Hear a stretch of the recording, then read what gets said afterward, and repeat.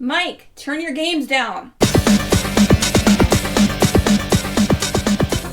Hi, everybody. Welcome to a special episode of Games My Mom Found. We're doing another anniversary one. For this, we're going to be looking at the Game Boy Advance 25th anniversary. And who's with me to talk about some Game Boy games? I am Phoebe Stanton, and that, man, when you turn that Game Boy Advance, that sound lives rent-free in my head. I love that sound so much. Yeah.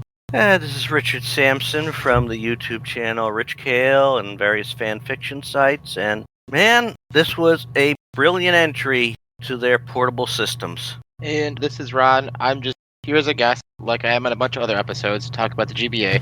I'm Tony G, and I think I'm too blind to be here.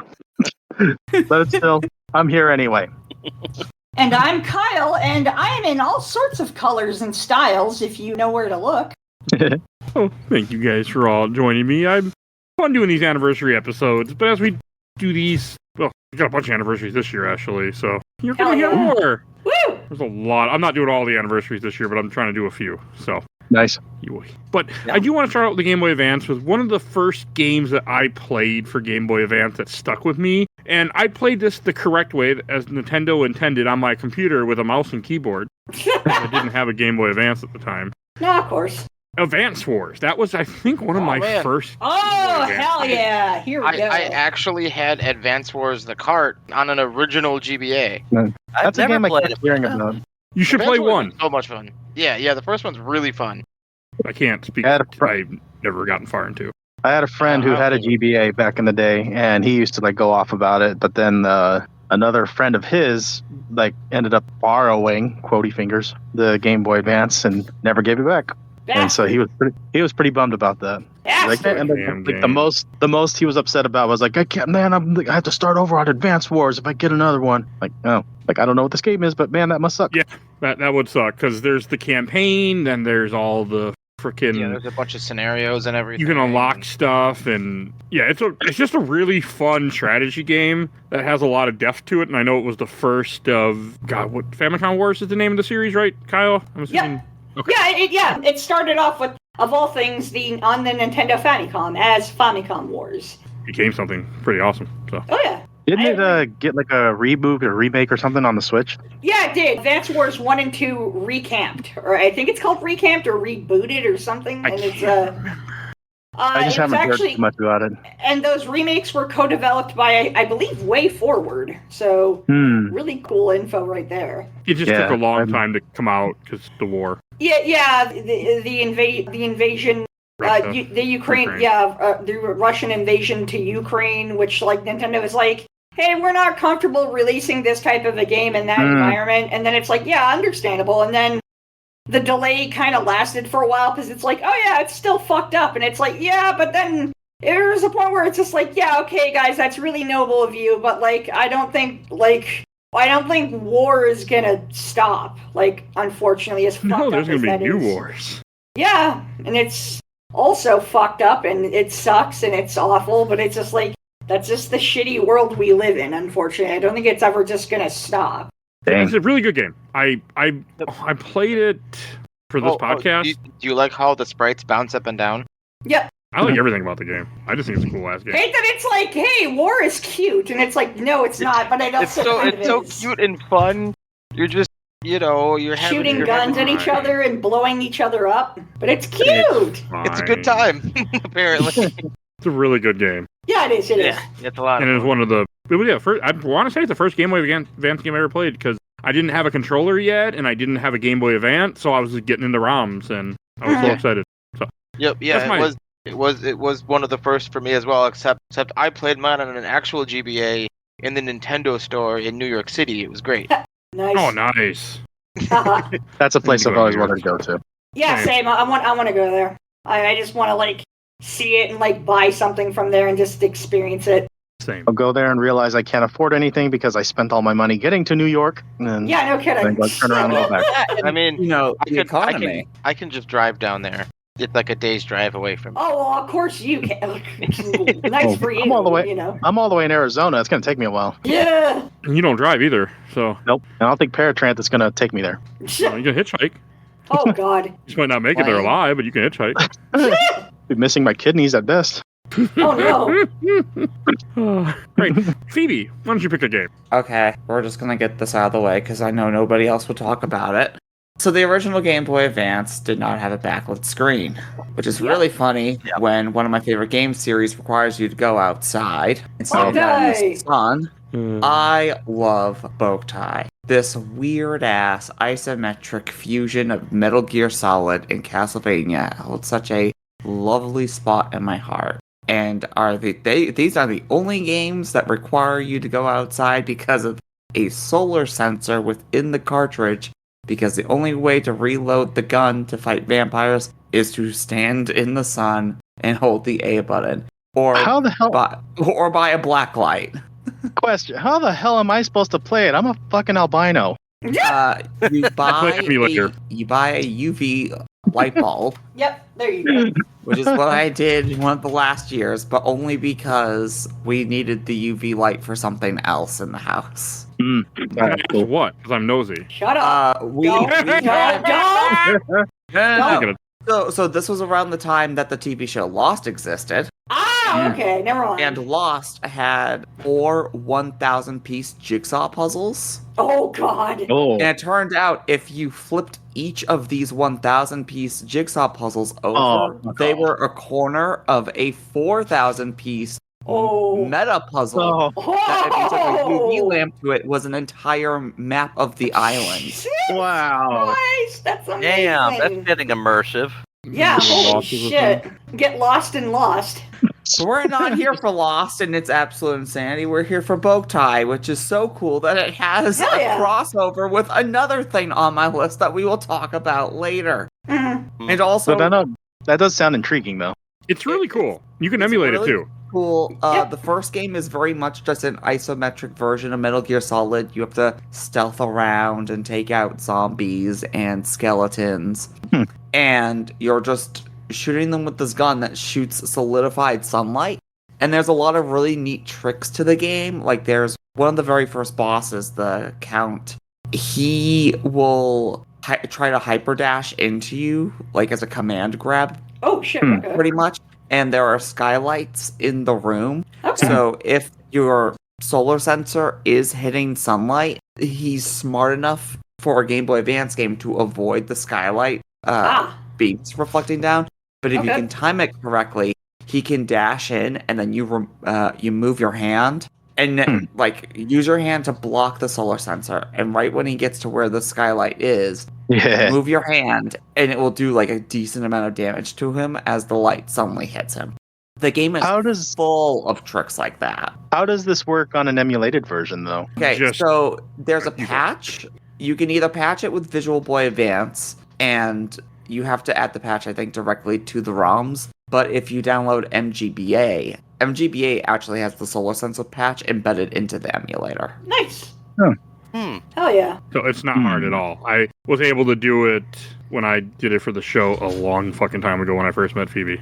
It's pretty much you hold select and you'll hit either up or down, which is a lot harder in the second game because you get more weapons, not just the gun to soul, but like swords, hammers, and spears. And then you also, something happens to your character, so you get special abilities.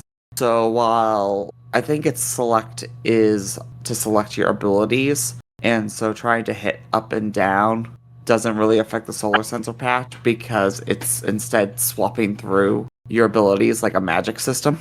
Okay. But yeah, no, these games are awesome. They had there's a third game, but it didn't release in America. But again, you can easily play that on an emulator. It's got an English patch. There is a spin-off on DS called Lunar Nights, and there's actually a fan game called Kura 5 that came out like a year or two ago, where they continue this idea of using real-world weather because it's a PC game, and if you allow it, it can read your IP address to like get your location. Will read like the weather.com stuff, so wherever you are in real life, it copies the weather into That's the game. amazing. That's neat. I did it. So, I yeah. have to say I'd have to see what Chicago's weather is.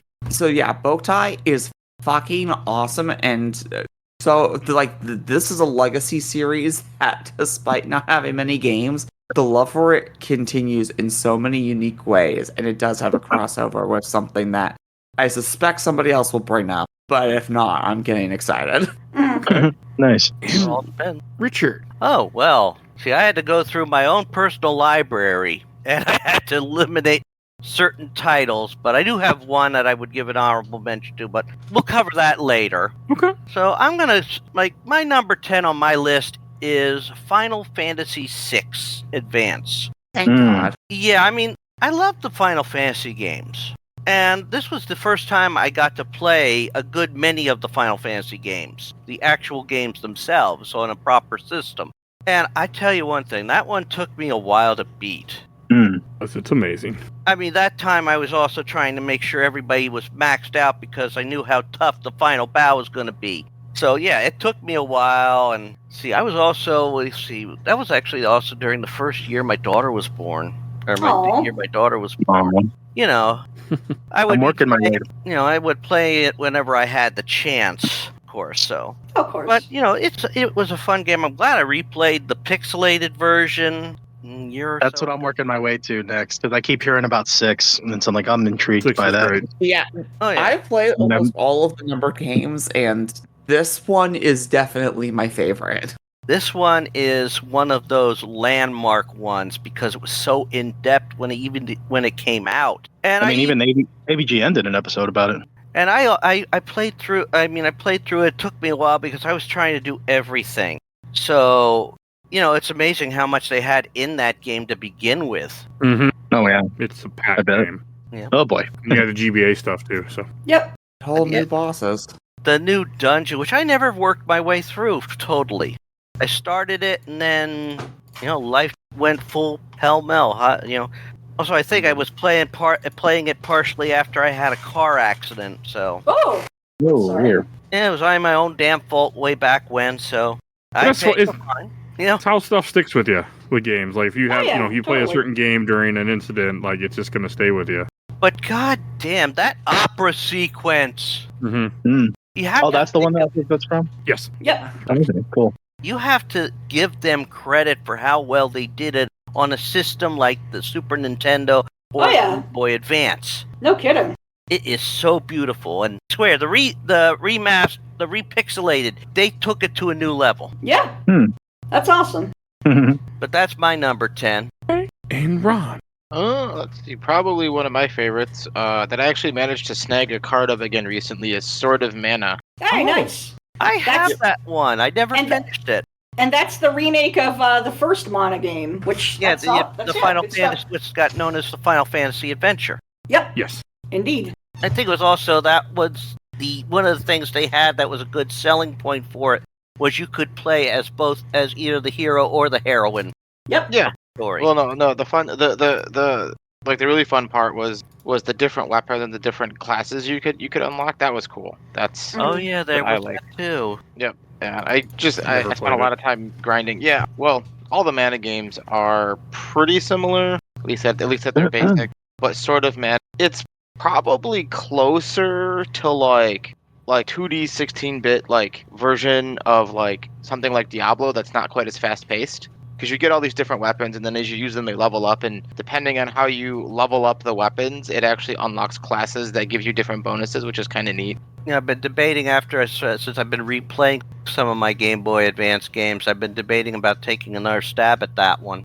Nice. Yeah, it's fun to look up all the classes. Although that game does have there's one class that is much more powerful than everything else, but it's a lot of fun. But it's one of, I think, 3 games I have on the Game Boy Advance that I have not beaten. Oh, It's been a long time since I played. I remember beating it, but that's because I was a kid and I had hours I could spend grinding to get levels. So yeah, when you're a kid, you got the time to do that. Mm-hmm. Those are the days. When you're a father, when you're a starting father, you don't have that time.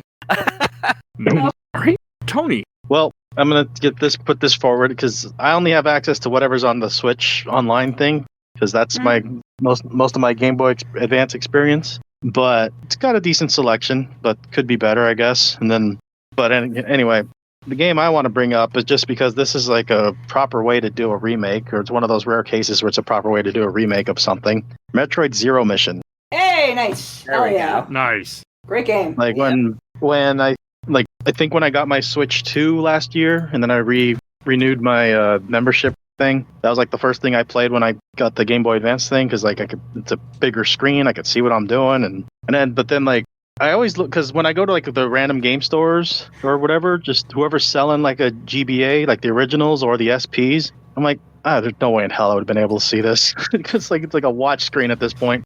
And or even worse, the Game Boy Micro. Remember that thing? Oh God, yeah. I do. We do not talk about I that. saw one of them. I'm like, this is like, not gonna be good.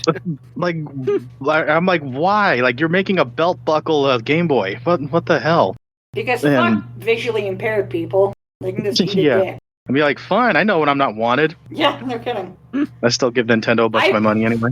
I felt the same way about the Nintendo Wii. It's like, oh, cool, I can't play this no matter what style, what way I set up the fucking controls. Thanks, Nintendo.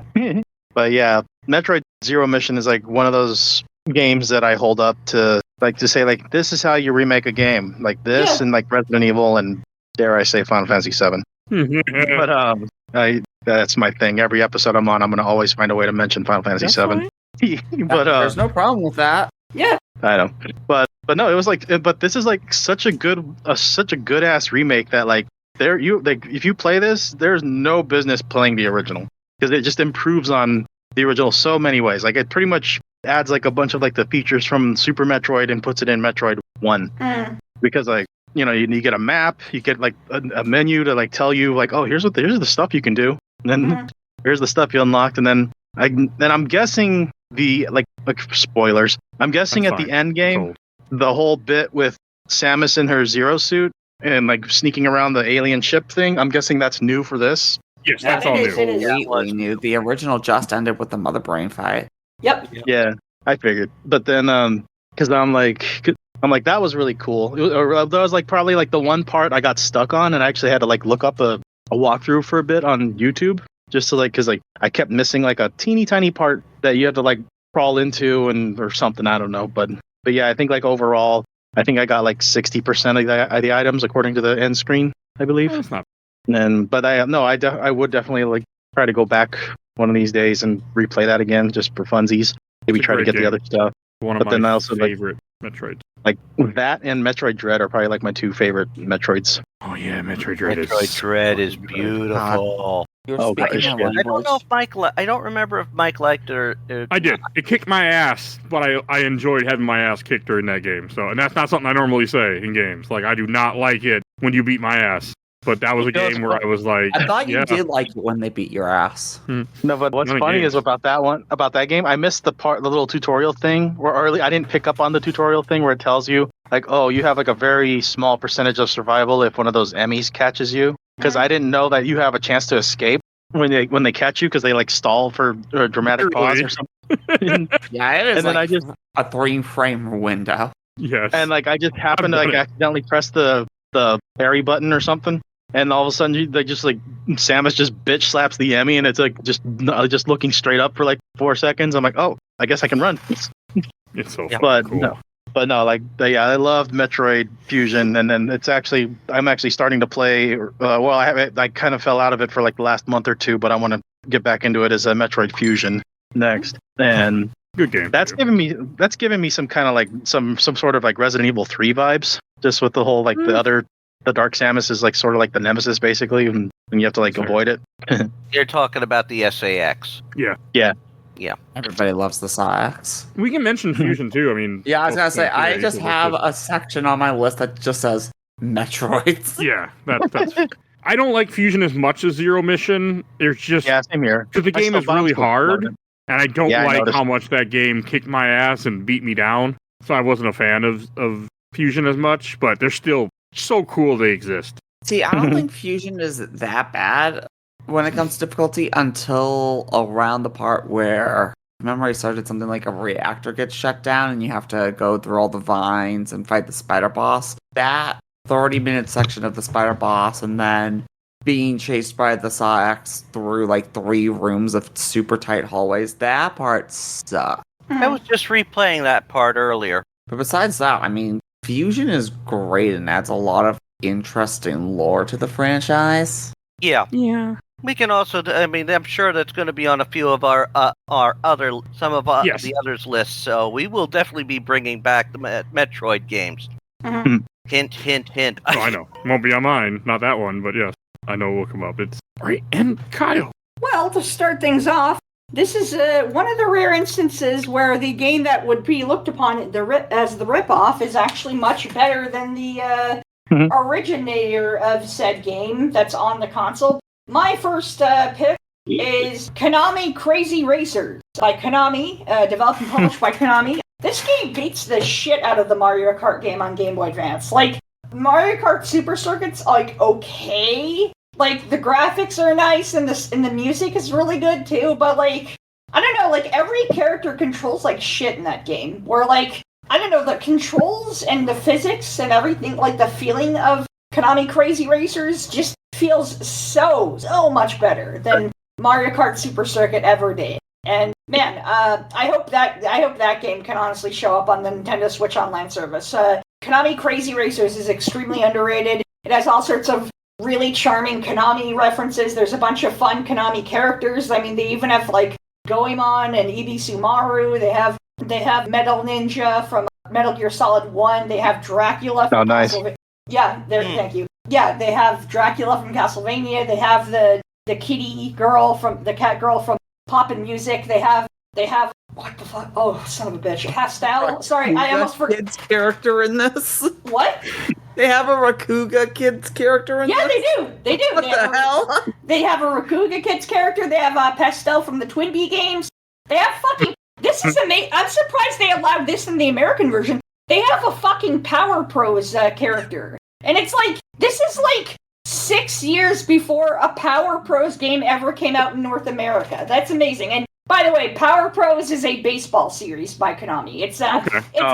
No, it's baseball. I thought it was wrestling. It's baseball, but it's like super cute. Like the character, if you punch in like on image search, Power Pros Konami, you'll see the characters. Like, they're very cute. They're very adorable. I love them. I'm a big fan of that series. I think the gameplay's fun, and it's a fun little sports game series. Anyways, yeah, like Konami Crazy Racers. This game kicks ass. It was released right at the beginning of the GBA. I remember when I got to get a GBA, like right on the day it came out in 2001, and I remember like it was like before the last day of school, and like I got to rent some games, and I rented Konami Crazy Racers, and I'm like, oh, this game fucking owns. This is so good. And I bought Mario Advance 1, and I rented I think Rayman, Konami Crazy Racers, and like shit, it's something else I also played that I had fun with. Yeah, really good, really, really good game. I love Konami Crazy Racers.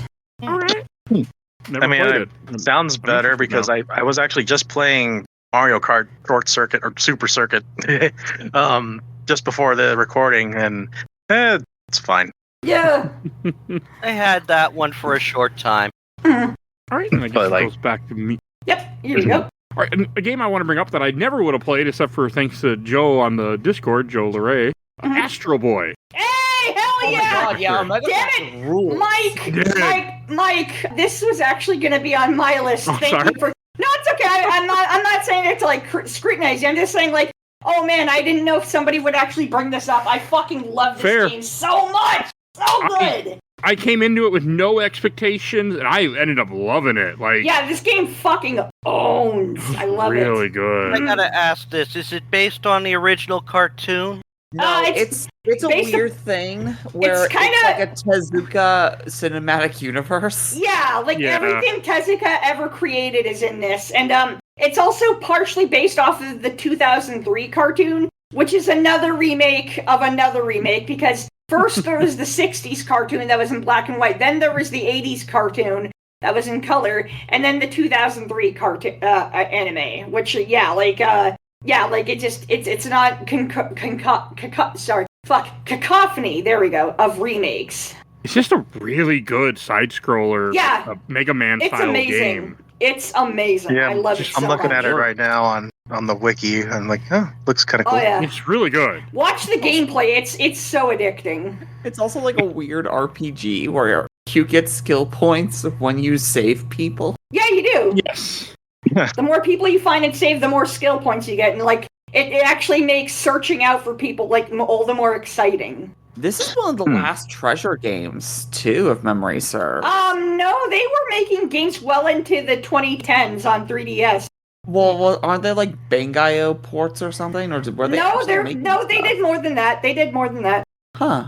Yep. Supposedly Treasure's still around. Where the fuck are they? Yeah, they just haven't made anything in a while. Like I said, the last thing they did was in the 2010s on the 3DS. But yeah, really good game. It's way better than had any right. I was wondering if anybody would actually bring this up, because like this was going to be on my list. This game, that game also fucking owns just a fun beat 'em up. It's a fun platformer. Just you got all your like shooting weapons and you can like punch the crap out of everything. It's so good. And I have one quick game that I want to mention just because I hate it. Batman Rise of Sin Tzu for Game Boy Advance is utter garbage and no one should ever play it. Yep. That's all. I just had to say that because fuck that game. Fucking hated that game. I beat it in a day. Fucking bullshit. All right. Wow. And Phoebe.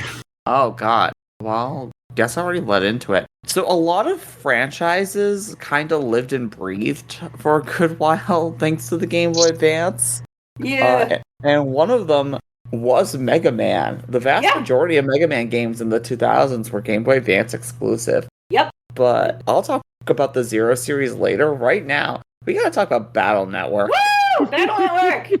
Battle Network Never is played like those. Me either. Battle Network is such a weird franchise just to begin with because the anime is a completely different weird-ass canon to the video games, which is a completely different weird-ass canon to the manga. Yep. And those just got re-released recently, didn't they? It recently got re-released in the last couple of years, and Star Force, its sequel, just got a collection, too, and that just came out. And the nice thing about these collections on the Battle Network and Star Force collections is that they're literally just fucking on everything now. They're on all the major consoles. They're on PC. Like, whatever you wait. Like, if you don't want to deal with, like, emulators or anything like that, like, well, don't worry about it. Just get the collection. Get it for the preference of your choice, whether you want it on PC, do you want it on Switch, do you want it on Xbox, PlayStation? Like, just get it on your preference choice, and then just start playing. There you go. Yeah, and if memory serves, there was some weird stuff where, like, you could use the e-reader to scan in cards for, like, some of the later ones. Oh, I didn't know that. That's really neat. I know that there were special prizes. If memory serves, there were special prizes for, like, tournaments, because this game does have multiplayer if you use Link. Yeah, it does. Yeah, I forgot about that. I actually forgot about that. Which is great, because the collection actually continues that with online multiplayer. Called that before the collection came out that it was going to have that. This franchise is so beloved that there were tournaments for it at my college. And holy shit, that's amazing. Wow. People are still playing this game. I didn't know anybody else in like my life that knew about like the Mega Man Battle Network games. Like, that's amazing. That's so cool. Oh no, I played 2, both versions of 3, both versions of 4, both versions of 5. That's amazing. Hell yeah. It's impressive, Phoebe. They have. That's actually another thing I was actually thinking of bringing up on my list. So thank you, Phoebe. Let's.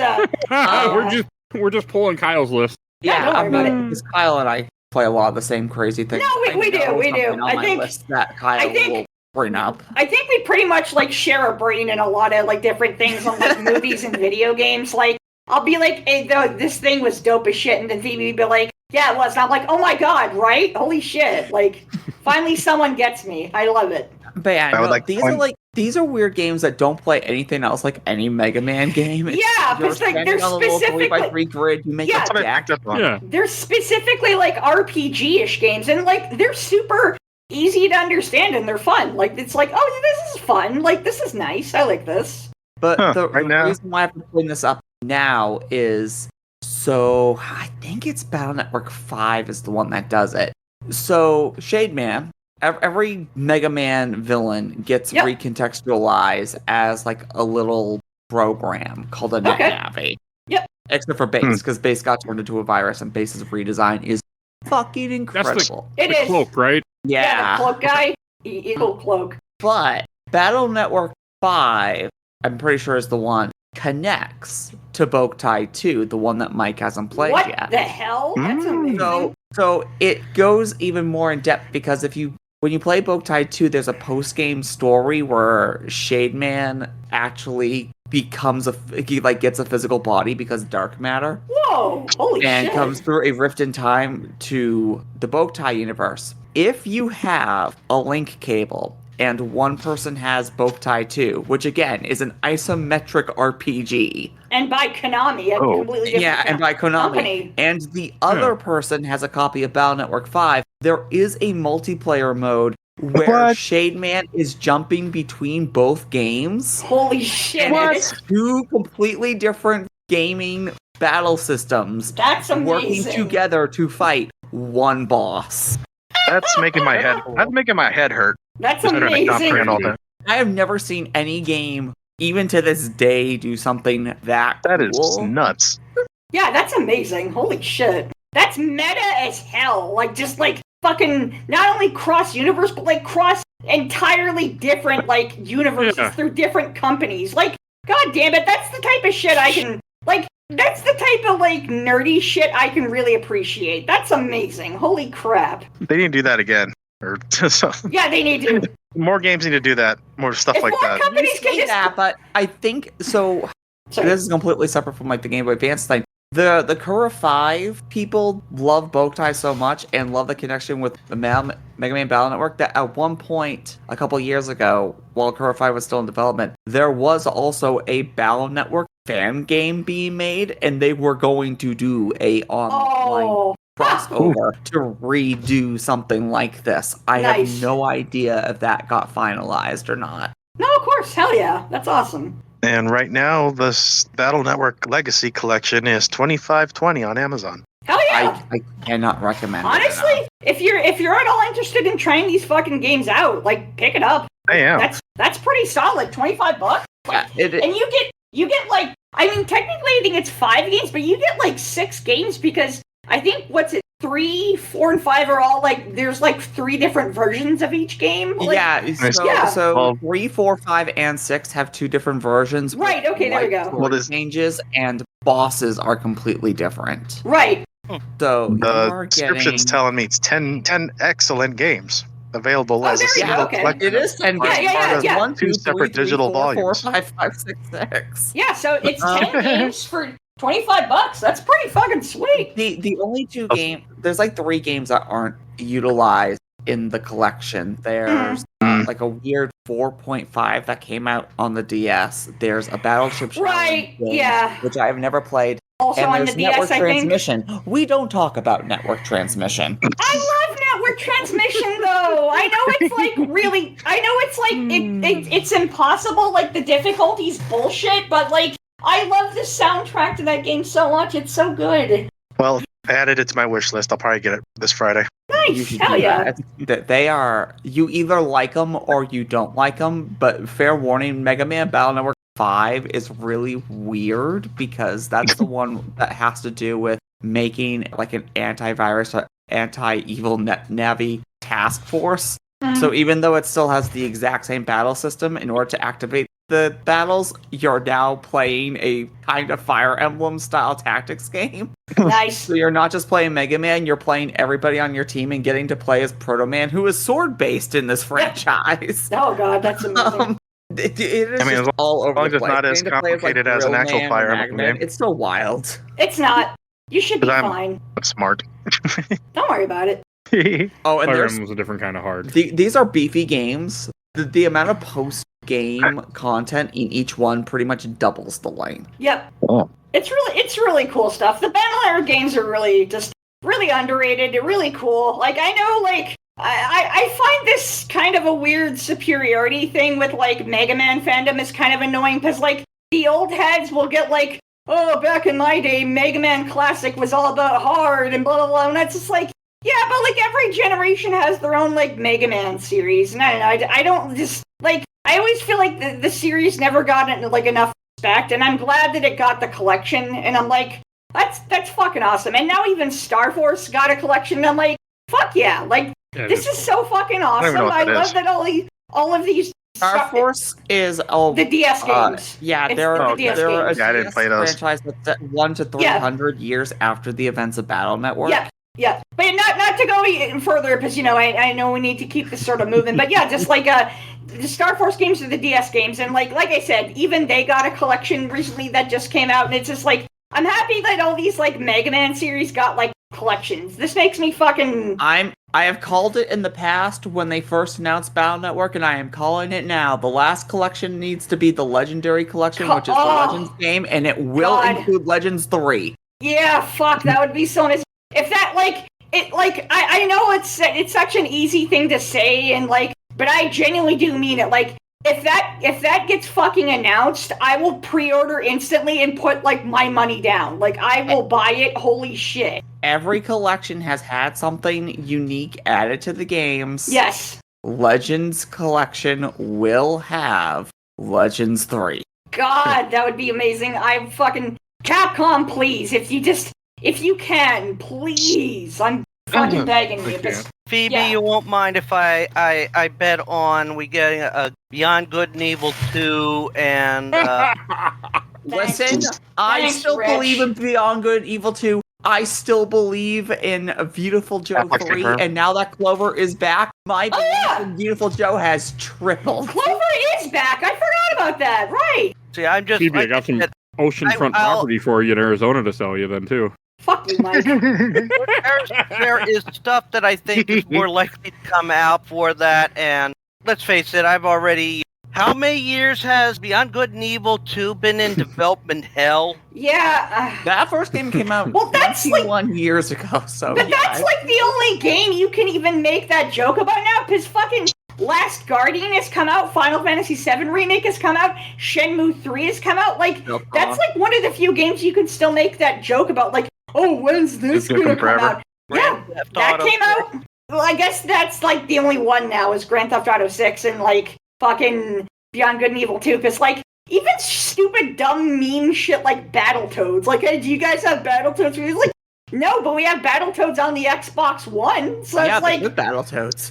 Yeah, exactly. And it has funny cartoon scenes and, other, neat stuff. I'm not gonna lie, though, Phoebe, I would like to get that. If that would ever become a thing, it would definitely be on a wish list for me, Hell yeah. I just don't necessarily see it as likely. Yeah, but... Damn Just hold on to that dream. Yeah, I'm gonna hold on to that dream too. I'm fucking doing it. I'd like to see the Game Boy games get a collection like that. The Game Boy games suck. Trust me, I'm a Game Boy fucking fanatic, and I'll say that right now. All the Mega Man Game Boy games suck because they weren't developed internally at Capcom. They were farmed out, and they feel like it. They don't have the good Mega Man physics. The shooting feels slow and clunky. All those Game Boy games suck. I enjoyed them. I enjoyed all 5 of them. I'm really surprised, because I could not get used to them. I grew up with the first Game Boy game, and I thought that game was impossible, and it's I don't want, Mega Man sucks, and then I played the NES games, so I'm oh, Mega Man's awesome, what the fuck? I just had to play the right game. Those were my first Mega Man games, to be honest. I did, I literally just said that the first Game Boy Mega Man game was my first Mega Man game, but, I didn't get a good impression off of it from that. That took me a while to beat it, but after that, you figure out the tricks, you can go through them. It's like any other. No, of course. I've only played, some of the numbered games on NES, and then Mega Man X, and that was it. You played the best one ever, so you're good. I'm definitely looking forward to playing the, what's it called, the collection, the one we were just talking about. Yeah, the Battle Network. They're great. But yeah, that's Phoebe. Was there anything else you wanted to bring up? If we're already on Mega Man talk, can we talk about Zero? Sure. All right. Yeah, right, the Zero series. Mike has lost control. So yeah, Mega Man Zero is 4 amazing games that are hyper difficult, at least that first one is, that are canonically based after X5, which was supposed to be the ending of the X series. I wish it was. It is supposed to be. Look, X8. Well, apparently they squeezed out 2 more. Good, but yeah, 6 They squeezed out 3 more, and one literally feels like they squeezed it out, and it's just a pile of shit. 7 is garbage. Burned to the ground. Oh, good. Talk about it. X7 is one of the worst experiences I've ever had. You're welcome, Phoebe. We would devote a full... we could devote a full 2 hours talking about the overall Mega Man timeline. Oh, no. I can easily sum up the Mega Man timeline. Let's not. Zero. Yeah, Zero. Zero is such an interesting franchise because you would not expect Mega Man games to have a huge amounts of plot, but the Zero lore is so in-depth and digs all the way back to like X1 moments and recontextualizes them. Recontextualizes what happened with Sigma. Omega is such a cool enemy. Dr. Weil is such an asshole. I love the Zero games to death. I could not get into them. They were way too hard for me as a kid. Same kind. Especially Zero One. Zero One. Zero One. Holy fucking so Christ! hard. God damn! Like I just could not fucking figure it out. It was just too fucking hard. So shall we move on to my number 9 yes, now? please. Yeah. Well, I got another Final Fantasy one in the number 9 spot. And that's Final Fantasy IV Advance. Okay. I mean, like I said, it's again with these games, it's just part of I mean, I put these ones low on the list because these were the ones that also got a release, on other systems beforehand. Based on when we saw them in America. So Final Fantasy IV, I mean that it was the first one they really got to bring of the Super Nintendo Final Fantasies to the Game Boy Advance. So, and it was very well done. I mean, they didn't have to change much. Well, they did. There are some obvious changes that they made to it.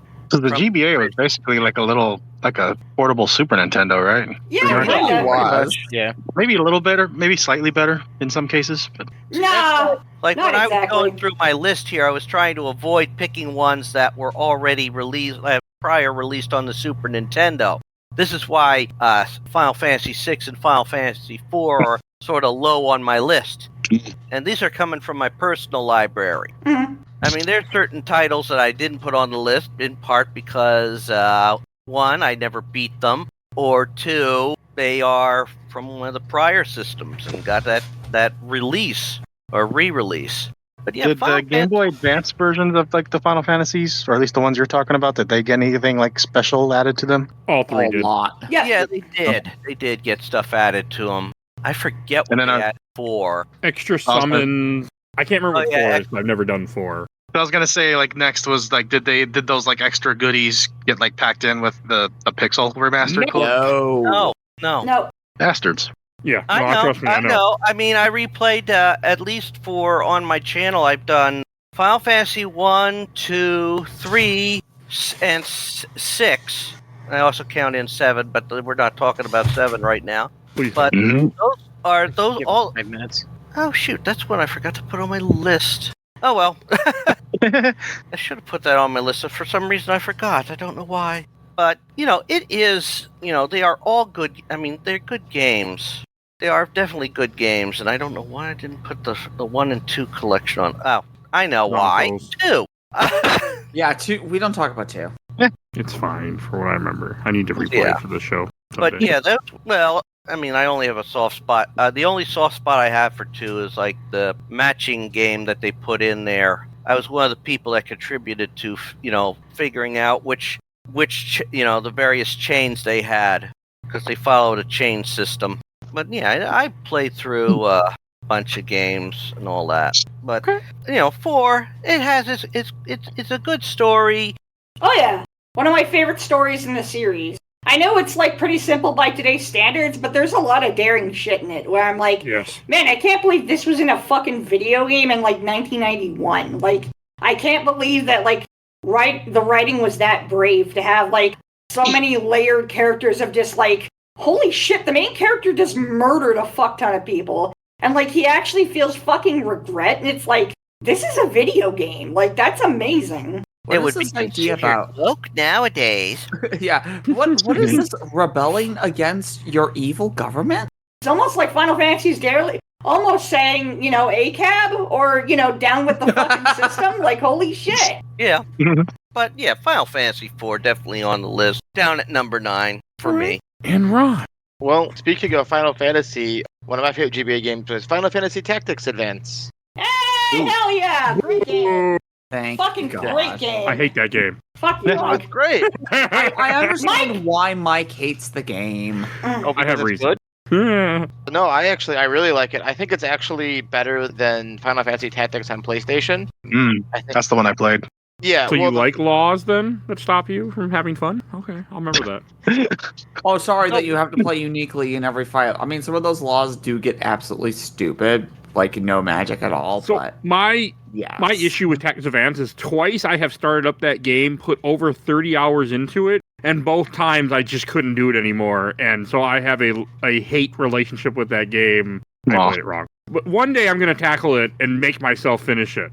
I mean, there's a really easy way to finish it. Because the thing I really like is how you would learn the job skills from items. And then there's the one item that lets you dual wield swords. So all you do is just you get that, and then you get there's the paladin class, and you get the knight swords, and then you're just really powerful, and the laws don't matter because you just kill everything in one attack. It's really Nice. easy. Hey, someday it's on my to-do list, but Yeah, it's a lot of fun. And I'm actually I'm actually one of those people who likes the story of Final Fantasy Tactics Advance. It's a really neat, heartfelt story, basically about young people coming to grips with reality and having to deal with bad things happening, and how one of them kind of can't, and that's how everything happens when they find a magic book. oh yeah, that's what the story is. I Yeah. appreciate. Also, sorry, just really quick thing, but I really appreciate that there's literally a disabled character who's in a wheelchair in the game. Hey, Yeah. as a disabled person, as a disabled kid growing up, I always appreciated seeing fucking disabled characters in a video game. That shit meant a lot to me. Yeah. They're disabled, and it's that's not all their personality, but they still have a disability. I always appreciated that shit as a kid, and I still do to this day. Hey, game creators, fucking don't be afraid to just add more characters like that. This isn't fucking pie or something that big, because hey, idiot right wingers out there. Once again, this isn't pie. Just because there's a couple of disabled characters or some people of color or anything like that, it doesn't mean there's going to be any less like other people. This isn't fucking pie, you idiots. Don't worry, there's no right-wing people listening to this podcast at this point. Thank They're done with fucking me by now. Christ. I'm positive Thank they're done Christ. with me by now. Thank Christ. But yeah, I wanted to mention that about Final Fantasy that's Tactics Advance. I thought that was really awesome. Whoa, that one character's in a wheelchair and they're disabled. I love that. That's really neat. Kind of had a similar vibe going with Final Fantasy 15, not to stray from the GBA. No. But when Don't worry about it. what's his face, dude with the glasses, I forget, I'm spacing on his name. Oh, Ignis, I think. There's a point where he loses his eyesight, and he actually has to walk around with a cane for a bit, and the rest of the party has to kind of wait for him to move along. And I'm of course, yeah. but just the fact that there's a visually impaired party member now. I'm oh Yeah, wow, that's awesome. I feel seen. Hell yeah. Need to play that game someday. 15's fun. There's a lot of fun stuff. I like really 15, don't. yeah. Oh. All right, and Tony. This one, I just started playing it, but I don't mind if you guys want to talk spoilers and shit, because I'll probably forget by the time I go back to playing it. Because I discovered this one through the Switch 2 online, whatever, what's it? Golden Sun has got my attention. Nice! Nice. Hell yeah. Love I just Camelot. started playing it, and it's still at the beginning, early stages where I'm trying to rescue the people or rescue some kid that fell in a river. That's where I last stopped yeah. at. Oh, Yeah, you're early. Still Yeah, really early. fairly early, but if you guys want to talk about stuff about it or what's great about it, what's not great about it, I don't mind. Go for Well, it. that makes a lot of sense to you, so don't worry. Let's face it. Was there more than one Golden Sun on GPA? There's two. There's There's two. two of Yeah, them on the two. Switch thing. There are Yeah, two, but because I technically, remember, but there was one on the GBA. I think it was the first one. Yep. It has a puzzle that even with a walkthrough takes 2 hours to do. Oh, God. Yeah, And now I'm not going to play this game. I don't think that's Oh, true. come on. no, it is. I beat 18 hours. It's not bad. Because there's that sliding switch puzzle that's across 6 different screens. Oh, It's what? not that bad. The fucking sliding Yeah. puzzles. I don't Yeah, remember that one. Yeah. I've Like, beaten the that sliding- game twice for the show. It ain't that bad. The sliding puzzle in Resident Evil 4 is what always stopped me in the original. I'm like, this motherfucker better not be in the remake. Let's get to one point, though. Golden Sun and Golden Sun Lost Age are essentially one game. Yes. Yeah. Mm. Mhm. So I have a hard time necessarily seeing it as two separate games, especially after you play through it. Yeah. So So good. I'm gonna say that I'm gonna guess that it's probably somewhere on our lists Yeah, I'm sure it will come up. because I know it's on my list. I'm not saying where. Yeah. All right, and Kyle. All right, next up, another really cool game, also, ironically, unintentionally, really, more than I guess ironically, also developed by Konami and I believe published by Hudson, a really fucking kick-ass action platformer game called Ninja 5-0. It kind of feels like a Shinobi game in certain ways, like the first Shinobi game on the arcade, developed and published by Sega, but it has its own also kind of flavor too. It also sort of plays like Bionic Commando on the arcade and the NES, the hook shot, and it's fun to use the hook shot, but you can also still jump, and you have two means of attack. You have a sword, and you have little shurikens, and the more you power up, the more powerful your shurikens are, and this game just fucking kicks ass. It's so fun, it's so sleek. I love the music in it. It's so, like, it's kind of sneaky, kind of badass music, just being this ninja sliding around and doing, like, stealth kills on people and sneaking up on them, and, really fun as hell game. Really good stuff. I was lucky enough to experience this game on physical cart when I was a kid, and I'm so happy that I got my chance to experience it. I know now apparently physical copies of the game are kind of rare, which sucks, but anyway, which way you can play it, Ninja 5-0 is a fantastic time. One of the very best on the console. Just a cool as hell game. And that's my turn. I'm going to mention a game that I only know because of the show. A Bomberman Tournament. Hey, nice. Which is a what if Zelda met Bomberman, and somehow it fucking works. Yeah, it does. It's a really good game that I haven't played it in a while, but because it's like episode 8 of this show or low. And it's just a really good game. Like, I forgot about it, but then as I was flipping through, looking at stuff for the GBA, like, it has to be mentioned. Yep. It's one of those games that's definitely worth playing if you have the chance to. It's a fun-ass game. I remember renting this game and renting it early on. I was like, oh, this is really fun, because I already love Bomberman, but, like, just, like, all the things it does, like, oh, this is really charming. I love this. Yeah, it doesn't get the credit it deserves, so. Yeah, I agree. I wanted to bring that up. And then another really quick game just to mention, because I played it. Daredevil came out for Game Boy Advance, which is a very basic platform. But hey, it's the only Daredevil game out there, so hey. That is sad to say. Yes, it is. Oh yeah, I didn't get a Xbox and PS2 release. That never came out. Yeah. What? Daredevil. It's just a basic. Right, right. That never did come out. The Daredevil GBA game's kind of interesting. I remember seeing trailers for it when I was a kid, and I was like, oh, this looks like a fun little, like, a beat-em-up. Like, I like that. Yeah, it's worth playing. It's like half an hour. You just run through it. No, of course, that's awesome. It's fun. I love that. That's really cool. It was about the time, like, not too long before or after the Square Enix Avengers game got announced. Somebody put out a fake thing saying, like, oh, here's the newest gameplay footage for the upcoming Daredevil game, and it's just like a blank screen. With, like, but you hear a bunch of like punching and kicking noises and stuff. I hate when people. I know it's all in good fun, but I kind of hate when people do that joke of like blind characters or like whatever. And they're like, oh, I remember there was a dumb joke where like from a sketch comedy show where like oh, this popular TV show is gonna feature a blind character in the scene of this show. And it's, there's a poll going around with blind viewers, and their response is, oh, I haven't seen it yet. And I'm like, God, fuck off. God damn it. Boo. Yeah, I like that joke, but at the same time, it's just like, God damn it. Like, ha, get it? He's blind. Do you get it? Like, thanks. Yeah, that's just... It's not like I have the disability myself. Oh, wait. like, he's blind. Get it? Phoebe. I am actively surprised Kyle has not brought these up yet. Okay, bring them up. Another series that lived and died on the GBA for a short while. Kirby! Woo! Kirby! I believe there's one Kirby game on the Switch. Yeah, GBA. There's Kirby Nightmare in Dreamland, which is a remake of Kirby's Adventure on NES. And then there's Kirby and the Amazing Mirror. So, like, yeah, that's the one that's on it didn't die with the GBA, but, there were a couple of It lived games. on the GBA for a good while, but it was fun enough only 2 games. No, of course. They're both fun, though. They're both really fun.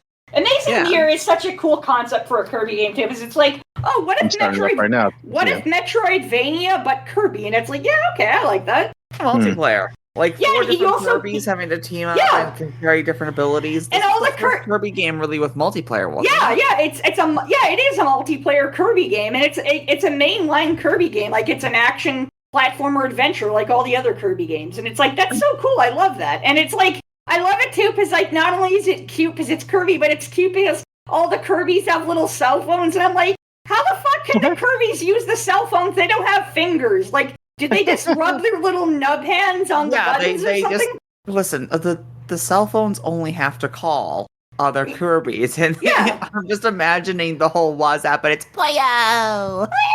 And it's just like, one Kirby just going, Boyo! And the other Kirby's just going like, Boyo! And then like, they're all gonna meet up, and it's like, yes! I'm playing it right now, and like, it's amazing. Yeah, that Nightmare in Dreamland, which is just a remake of the original NES Kirby's Adventure. But exactly. It also has a new mode in it, which you play as Meta Knight. Yep, it's pretty fun. I need to play it someday. It's really good, Mike. Yeah. No, I don't do a lot of Kirby games on this podcast. How dare you? Nintendo. It is the basis for the anime. Mike, don't make me get your wife to slap you. She's drunk right now and probably asleep, hopefully, so I'm safe for tonight. Then she'll really do it. I'll do it. Okay, Phoebe, you do it. Just travel up here. I'll be very happy to meet you and get you out of Nebraska. All right, and together. Ron. Well, for my third game, there's actually a couple. They're not. Sure. I wouldn't say that they're good games, but they're games that I had when I was a kid for the GBA, and I played the crap out of it. I did like. One is the Tony Hawk's Pro Skater 3 port to GBA. Oh, that game is really cool. Oh, yes. Those GBA Tony Hawks were like really neat, like innovative games. It's like I was always curious about those. It's actually a pretty well done port, and they even managed to fit in clips of the music. Yeah. So, oh wow. Like, you get to hear like Rage Against the Machine and horribly like Bit Crush 5-second loop. I like the soundtrack that they did for the Tony Hawk's Pro Skater 2 game on Game Boy Advance. There's some it's all pretty much like original music. It doesn't have the licensed soundtrack, but like the music they composed for it is actually like pretty intense and fun. Like it's just like cool like butt rock and punk and everything, and it's like, oh, this is really fun. I like this. Yeah, that's right up my alley. They actually did a good job of translating the formula onto GBA and having it feel like the actual Tony Hawk's game. Like the actual control scheme is surprisingly well done in terms of doing your combos and working in like reverts and manuals because it was Pro Skater 3. Oh yeah, exactly. Like really, really good for just being on that. And then the other game I want to mention that I had. This is probably the only fighting game I can say I'm good at, and it's I can't remember the exact subtitle, but it's the Mortal Kombat game on GBA. Oh yeah, those. Mortal Kombat Advance. The 3D Mortal Deadly Kombat Alliance. games? Yeah, Deadly Alliance. Yeah. I believe it's Deadly Alliance because it's the game that introduced Frost, I believe. Yep. Yes, it is. Yep. Yeah. And I remember it because I liked playing as Frost. I believe there's also that fat guy character who farts. Bo Raicho. Yeah, Bo Raicho, thank you. Yeah. Oh, the Drunken Master guy. Yeah. Yeah. He literally has a fart attack. Yes, he does. That one's on the Mortal Kombat Legacy Collection that just came out, which I haven't played too much of yet.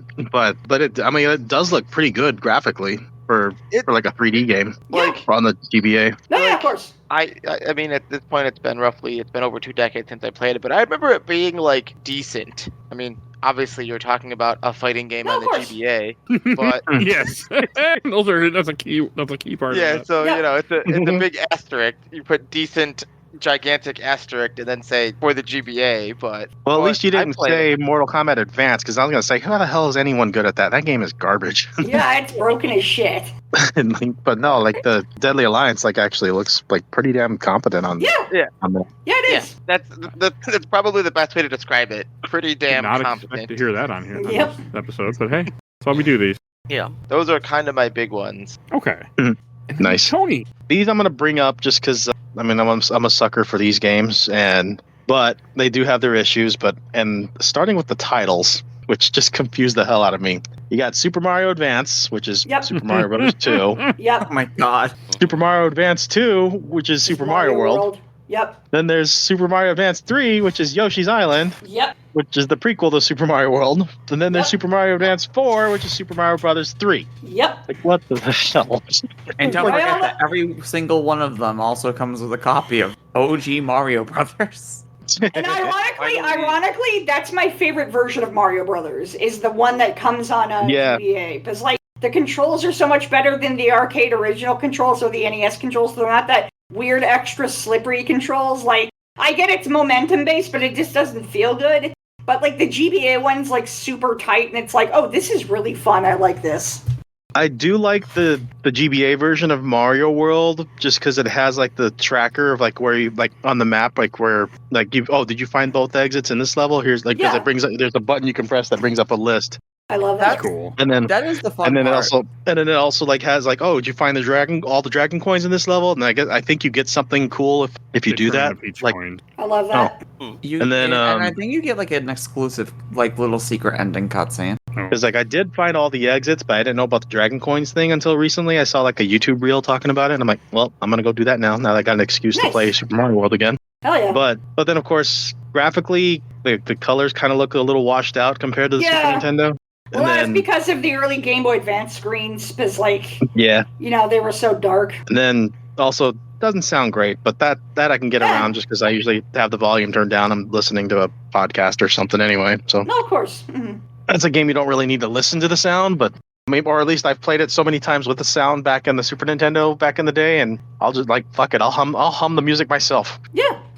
Like it's already in my head. I know it all. Yeah. So was Yoshi's Island always this hard, or is it just the Game Boy Advance screen? Might be the That game's Game Boy just hard. Advance screen. I think that game's hard in general. So Mario World? I played Yoshi's Island. Yoshi's Island. Yeah. last time I played it was, That one I haven't was played the too much OG of on this one. SNES one, and I didn't play too much of it, but I don't remember it being that hard. It's a little bit weird because there's some weird mechanics, but once you figure that out and how you start like bouncing around using the Yoshi, it's not too bad. Mm-hmm. I'm not good at platformers. I do like the e-reader levels in Super Mario Brothers 3, or excuse me, Those are cool. Super Mario Advance 4. Those are really awesome. I love those. But it took me a little bit to find them, or how to access them, because they're just like built in on the Switch 2 online thing. They are. So I'm like, so that's cool. Yeah, Mario 2. I mean, I was never too crazy about it, but I don't hate it. But it's better than the Lost Levels. Oh, that's Kaizo before Kaizo. So Yeah. Yep. That is the real Super Mario Brothers 2. They just realized that everybody else around the world didn't want something that was super hard. Yep. Mm-hmm. don't worry, those people are coming later. They'll love Kaizo. Yeah. Oh God. Your kids will love it. You're not ready for this, but your kids will love it. God damn it. I don't know how kids are gonna have the patience to deal with Kaizo Mario. To be honest, Mike, I mean, did you just quote Back to the Future? I did. Yeah, I did. Yes, we did. I did. All right, and Kyle. All right, well, moving on to my next game. This is I tried for this console because it is such a port-heavy console. I wanted to just try to do mostly like original games and that sort of thing. And this one is very near and dear to my heart. I'm sad that it never came out over here, but goddamn it, I still love it because it's a part of a franchise that I have a lot of affection for, and I love it deeply with all my heart. Mother 3. That's one I keep hearing about. I wish Nintendo would just do something with it, because, like, Jesus fucking Christ, it's been 20 years since the game came out, and it's just, like, for the people that use the emulators and flashcards and everything, hell yeah, you do you, but it's just, I don't know, like, if there was a way for Nintendo to just get the fucking game out, like, come on, Nintendo, please, do something. Jesus fucking Christ. It's called They're Doing Nothing. Yeah, and great. Thanks. See now, No, I I've agree heard with you. so many people go on about it. I'm like, yeah, just put it out, just so everyone will shut up. Yeah, and I'm one of those annoying people that never shuts the fuck up about it, and I don't care. I don't care if Reggie Fils-Aimé doesn't like people like me, whatever, he can fucking eat a dick and choke on it. Yeah. I'm one of those annoying Mother fans that never shuts the fuck up. But no, like, I love the Mother game so much, and I just wish Mother 3 would just have some type of thing or something. I don't know, just... It really should at this point. Like, it's stupid that... For at least, like, historical reasons. Like, god damn it. Like, it's just... Yeah. Yeah, I love Mother 3 a lot. It's a very beautiful story, very heartfelt, very emotional.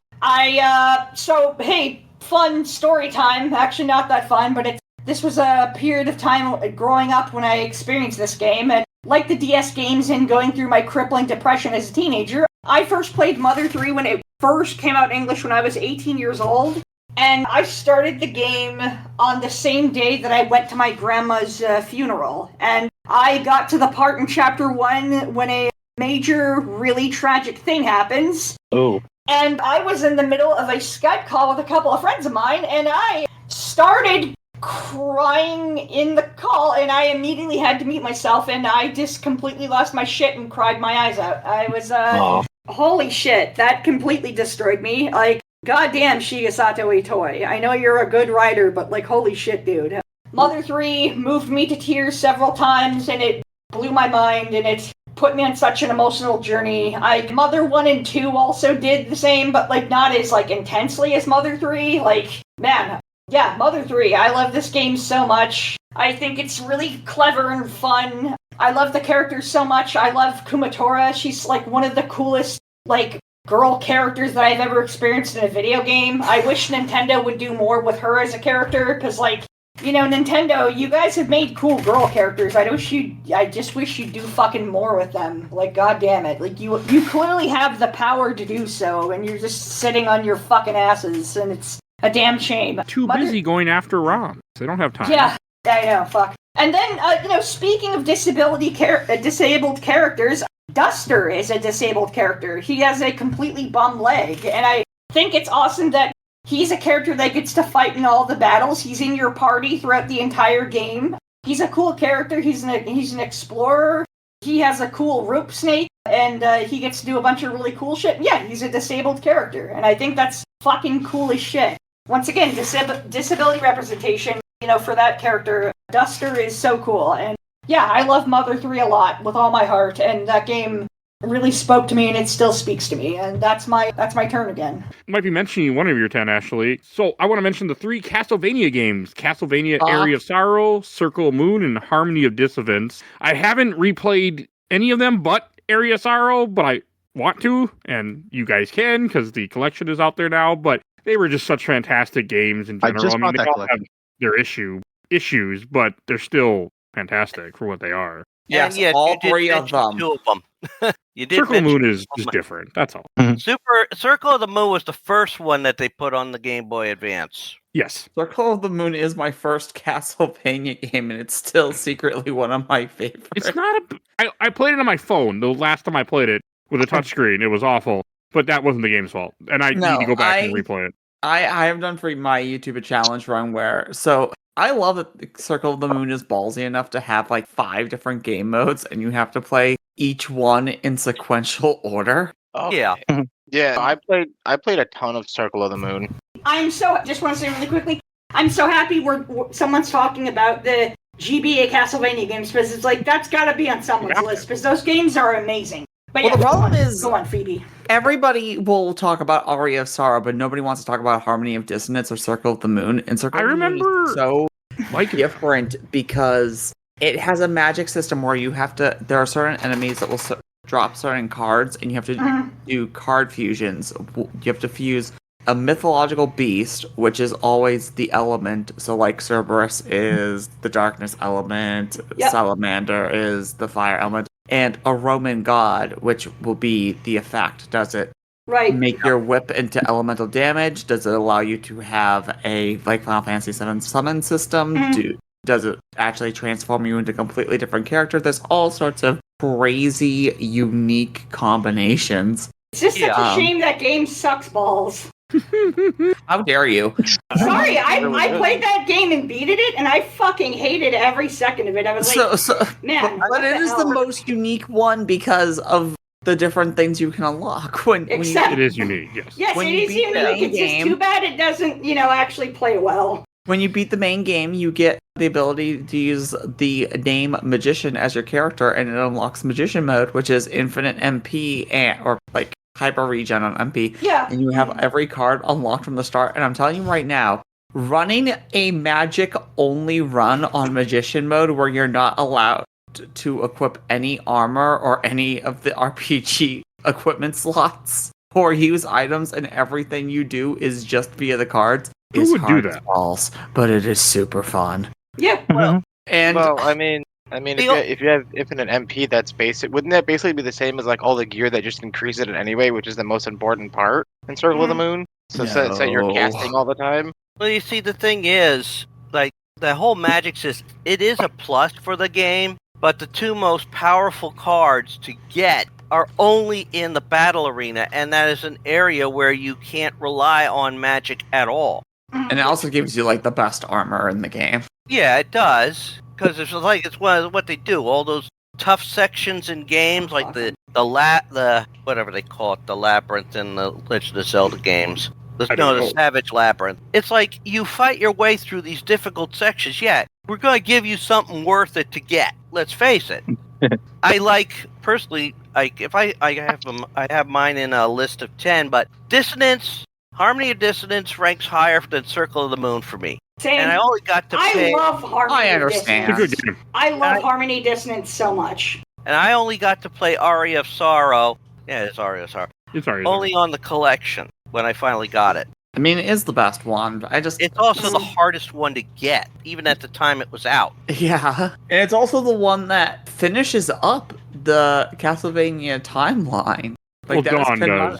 Okay, that and Dawn are the finales to the franchise. But They're we'll never the get a latest- game based off of the they're farthest in 1999 the Eclipse. future. They were the first ones set past the time the game came out. I don't know. I just like how unique Circle of the Moon is for the different gameplay styles that unlock throughout its post-game system. Like, I haven't done it yet, but one of the modes you can unlock is if you use the word shooter as your file name. It's an entire sub-weapon based run where the amount of hearts you can carry is doubled. Sub-weapons do extra damage, and there is an exclusive sub-weapon to the mode that is a homing dagger that does like triple damage.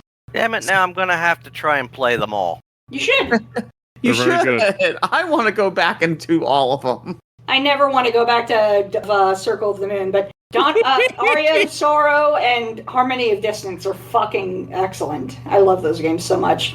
Yeah. Especially while we're talking about like Game Boy Advance and like the Game Boy Castlevania Advance trilogy, I just really want to give such a huge shout out to the soundtrack of Aria of Sorrow. People really fucking shit on it for the longest time, and it pissed me off because like now everybody loves like retro and 8-bit music and shit, and it's like, oh yeah, but when Harmony of Dissonance did it, all y'all were complaining like a bunch of cunts, like. It sounds like and it's like fuck Plus, all it has you. one of the coolest meta puzzles to unlocking the last act of the game, where you have to fight a certain boss using specific magic abilities.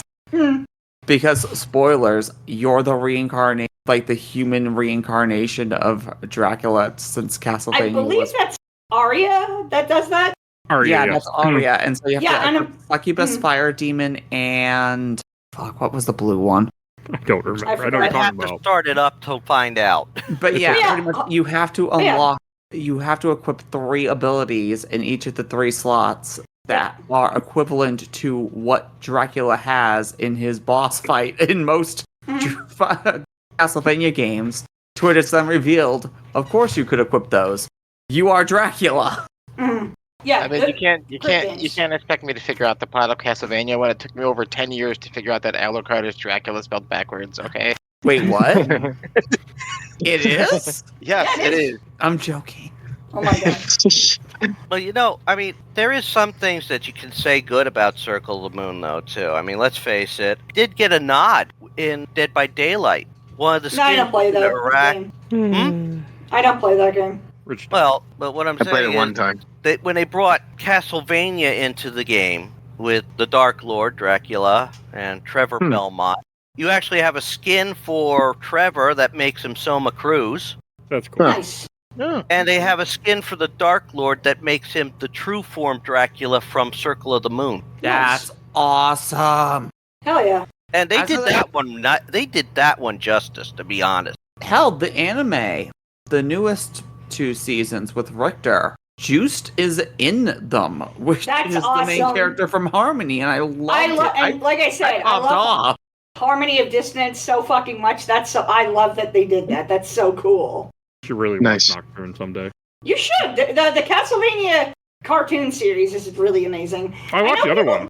I know people call it an anime, but it's not like animated in Japan, so that's not really true. Like that's not an anime then. Yeah, it's not Japanese. It's like Avatar, where it's American anime, despite the fact that anime is just the word animation. Japanese animation. It's short for Japanese animation. Phoebe, what's your next game? I mean, I am this podcast's resident Sonic slut, so you are. The Sonic Advance games are trilogy. Awesome. Now, I've only really put time into the first two games, so I've not played Sonic Advance 3 all that much, and I have not played at all Sonic Battle.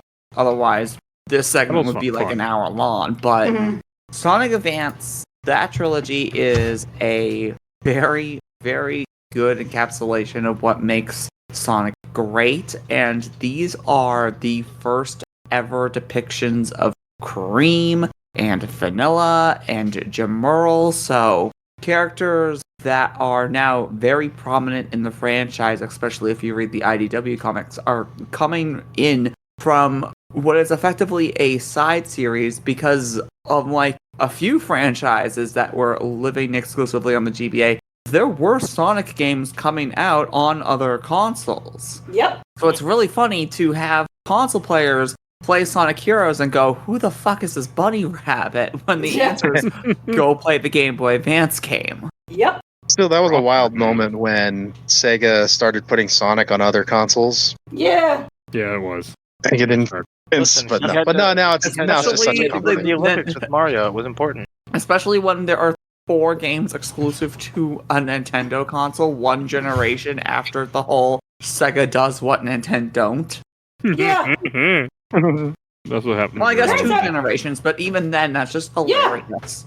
Turns out Sega will totally play nice with other consoles. If it gets the money. Yeah, I need to replay them. You should. They should make. I only ever beat one. And it was fun. I'm guessing those never got released on any kind of collection or. No, I don't even think they're on the Game Boy Advance emulation on the Switch. No, they're not. They are not. MGBA. Yeah, exactly. I thought they were. Don't worry, this won't be the only time I talk about characters that are major to a franchise being first introduced in a Game Boy Advance game. Because I'm pretty proficient in Sonic knowledge, but only up to Sonic 3 and Knuckles. maybe Sonic Spinball. That's a game. That's all I can say. All right, and then that should be Richard. Well, since we're just forgetting about screw the numbers. No, I'm going to keep the three that I want to mention. Well, we mentioned one of them at least, but you got to give Game Boy Advance credit, bringing us some games that we didn't see. I mean, I'm going to finish out mentioning the Final Fantasies here. And I'm going to go with the one that didn't get a release on a Nintendo system until the Game Boy Advance. And that Final Fantasy V Advance. Nice! Yeah, I mean, let's face it. When they had, PlayStation had some of these games come out in collections. And they had 6 and 5, combined together. But we never got to see 5 on a Nintendo until the Game Boy Advance. Interesting. Yeah, I mean, a better game than people gave credit I for. enjoyed that when I played through it. That's pretty good. Yeah, it is. It is. I love 5. I mean, I tried playing it on emulations, but never got too far into it. Of course, once I got it on the Game Boy Advance, now I can play through it. I played through 4 before I played 5. I played through 5 before I played 6. And it was still that the third, but it's still when I had it, it's of the first. When I finally had all 7 of the first 7 Final Fantasies, I got 5 done before I ever beat 3 or 7. So can't wait to replay it again in the repixelated version.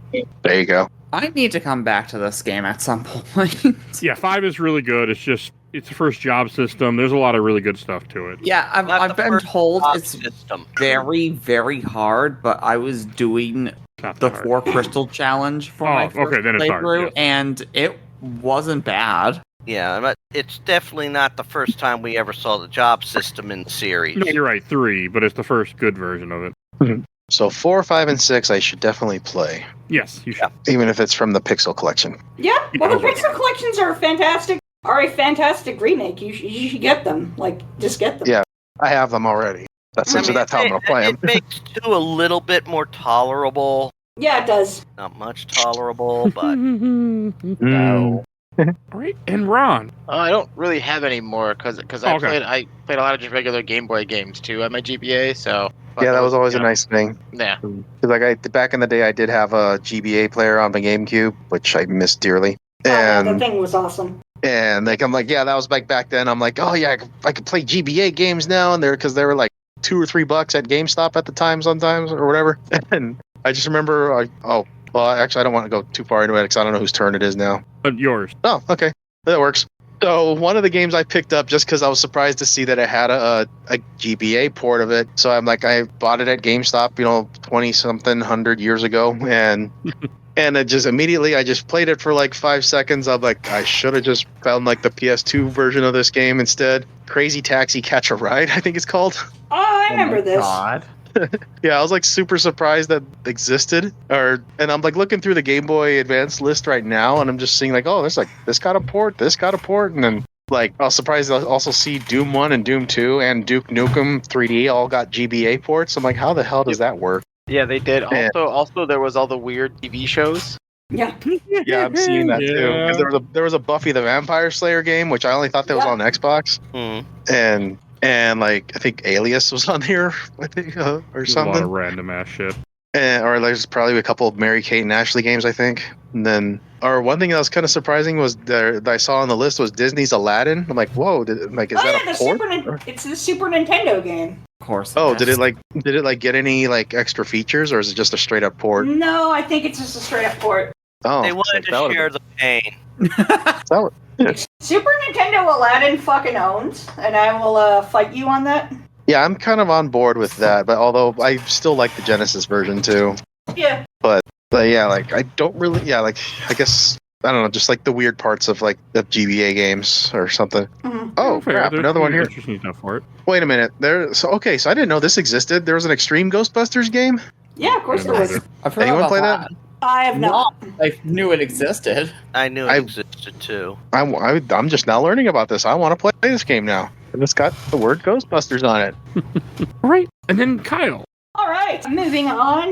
My next pick is going to be, give me a second. Let's see here. This one's going to be, I'm going to make an exception to my rule where I said, like, I kind of want to try to avoid picking ports, because this is a really great, actually, succession of remakes. Both developed by the same company on their original games. I believe for the remakes they're developed by different studios. Both also shared the same head developer, who unfortunately just recently passed away. River City Ransom EX and Double Dragon Advance. Oh, These nice. two games fucking kick ass. They're such great beat 'em ups. They're really well developed.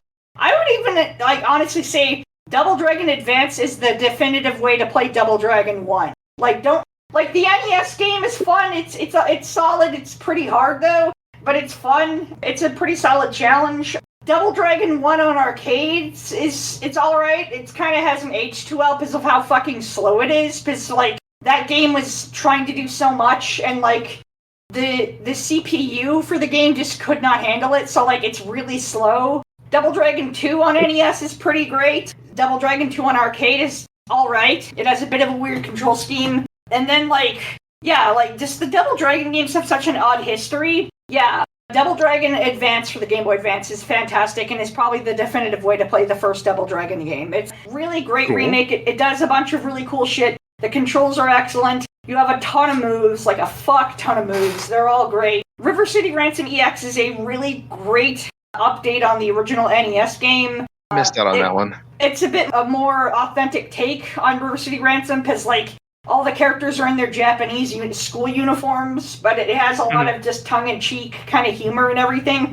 It's really charming. But yeah, River City Ransom EX and Double Dragon Advance. These two are great remakes, and that's my turn. Huh. And then that brings back to me. So next series I want to mention is the Dragon Ball Z Legacy of Goku game, which I played all 3 for this podcast, just about everything I mentioned. And they're really fun games. Yeah, I get it. I was surprised how good they are. I mean, the first one is, they're learning something new, but when you get later into the series and 2 and then Boo's Fury. They are really good games, and as a guy who liked Dragon Ball Z but couldn't get into it, they were a great way to be introduced to the story and fills a lot of the beats. So, I mean, that's a game that has to be mentioned. I also want to bring up Dragon Ball Advanced Adventure, which me and Kyle did on this podcast. Another fucking great Game Boy Advance. Oh, yeah, that game. Actually, I'm glad you brought that up, because that was almost going to be on my list. I was pretty close to mentioning, but I wasn't sure if anybody else would bring up any of the Dragon Ball games. But yeah, Advanced Adventure especially fucking kicks ass. That game rules. Yes. Great game. Right, and Phoebe. Yeah, going back to the idea of major characters in a franchise first coming via Game Boy Advance exclusive games. What the hell is Kingdom Hearts Chain of Memories? Oh, God. Is that the card game? Is that the card? Yeah, that's the card one. That is the card game, and that was the first time we realized that Square Enix would put Kingdom Hearts on any console possible. Yep. Mm-hmm. I remember buying that back in the day with my I think it was like the first thing I bought with my GBA player because I wanted to play that game because I was like heavy into Kingdom Hearts at the time. I just beating the first game and like getting hyped up for the second one. Then I play this and I'm like, oh. And I'm like, okay, well, I hope 2's better. Well, kind of was. And then 2 became the peak of the entire franchise.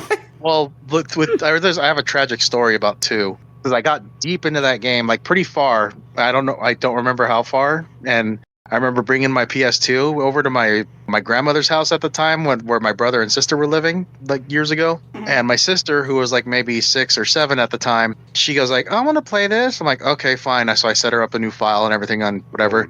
Yeah, and so she starts, playing, and she's in the opening city, which was just dragged on. And first checkpoint or first save point, she overwrites my file. No! My God. I'm like, Erica, why? And she's like, sorry. I'm like, I never talked to her since then. I was about to say, so you no longer have a sister, and you're not going to tell us where the body is, right? Oh, no. And that's when I pushed her down the flight of stairs. And then I still I'll remind her about it once in a great while, and then she's like, shut it. She's like, shut up. She's like, It's a cool game though. She's like 25 now or something, and I still give her shit for it. Yeah, Chain of Memories is so weird because it's a card-based system, even though it plays exactly like a Kingdom Hearts game should play on a Game Boy Advance. Yeah. So while you're trying to do your 3-hit combos and everything, you are also using the shoulder buttons to shuffle through your deck so that way your attack actually does a certain amount of damage and doesn't get canceled out by the other characters. It's so wild. I never fully understood it, and so I ended up just like still playing it like a regular Kingdom Hearts game where I'm button mashing, and I'm like, and then of course my cards run out quicker. You just I'm stupid. You spam Ragnarok and strike right and you win the game. That's how you do it. It's our first introduction to Organization 13, to Castle Oblivion, to Nominate. But what's really interesting is that once you beat the game the first time around as Sora's story, you then unlock a infinitely better game mode that is Riku's side of the story, where every level the deck is pre-made for you. Nice. And so the game kind of becomes a puzzle of like, okay, if this is the deck they are giving me, what is the intended combo in order to beat the bosses and everything? Like, oh, okay, they are giving me exclusively. I think Riku's story is harder. Isn't it like him and Mick team up to like take on go like to the basement or something? Yes, but it's really fucking Riku's difficult. going to the basement while Sora, I think, was climbing up. And yeah, this really game difficult. is so much more important than you think. Like this, if you were wondering why the fuck Kingdom Hearts 2 starts the way it does and why Sora's in a pod by the end of the prologue, go buy a Game Boy Advance, plebeians. Yeah, I think I ended up reading like a story summary of the GBA game just to get ready for 2. That's what they did, but I enjoy it. So, Mike, I am waiting for the point where Square Enix decides that the next canon needs to be played to understand the story game is a homebrew game for the Atari 2600. Yeah. Don't give me some dumb ideas like that. All right, and then Richard. Well, I'm going to mention a game that Mike will probably be playing on the podcast in the near future, featuring everybody's favorite character from the Mario franchise, Mario Land 4. Oh my god.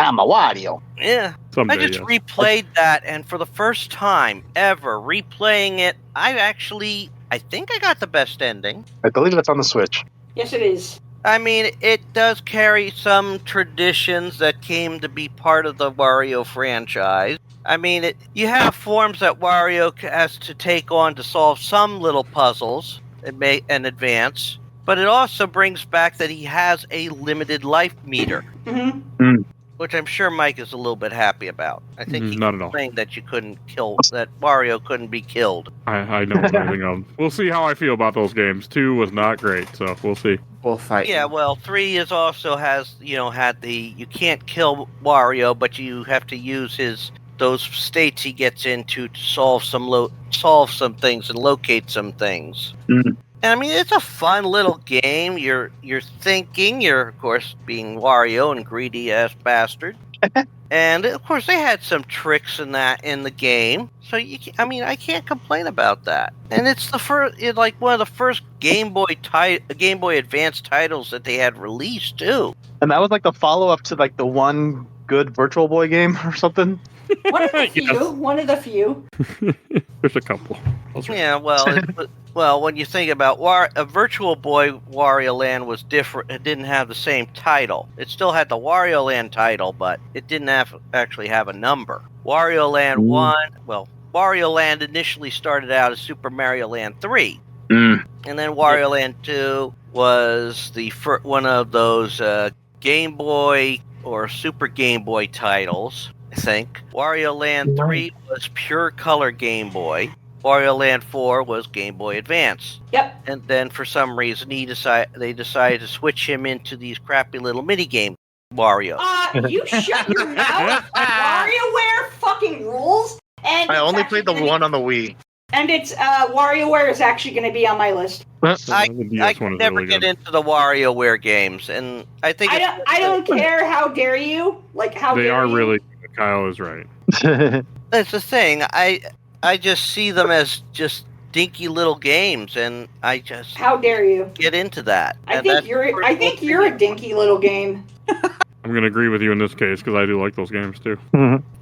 Phoebe, Yeah. do you think he needs his doll needs a little friend? Oh, I can absolutely do that. Okay, I'm not the biggest fan of the WarioWare franchise. I've only tried the Game Boy Advance one, but I do like the genre that it created.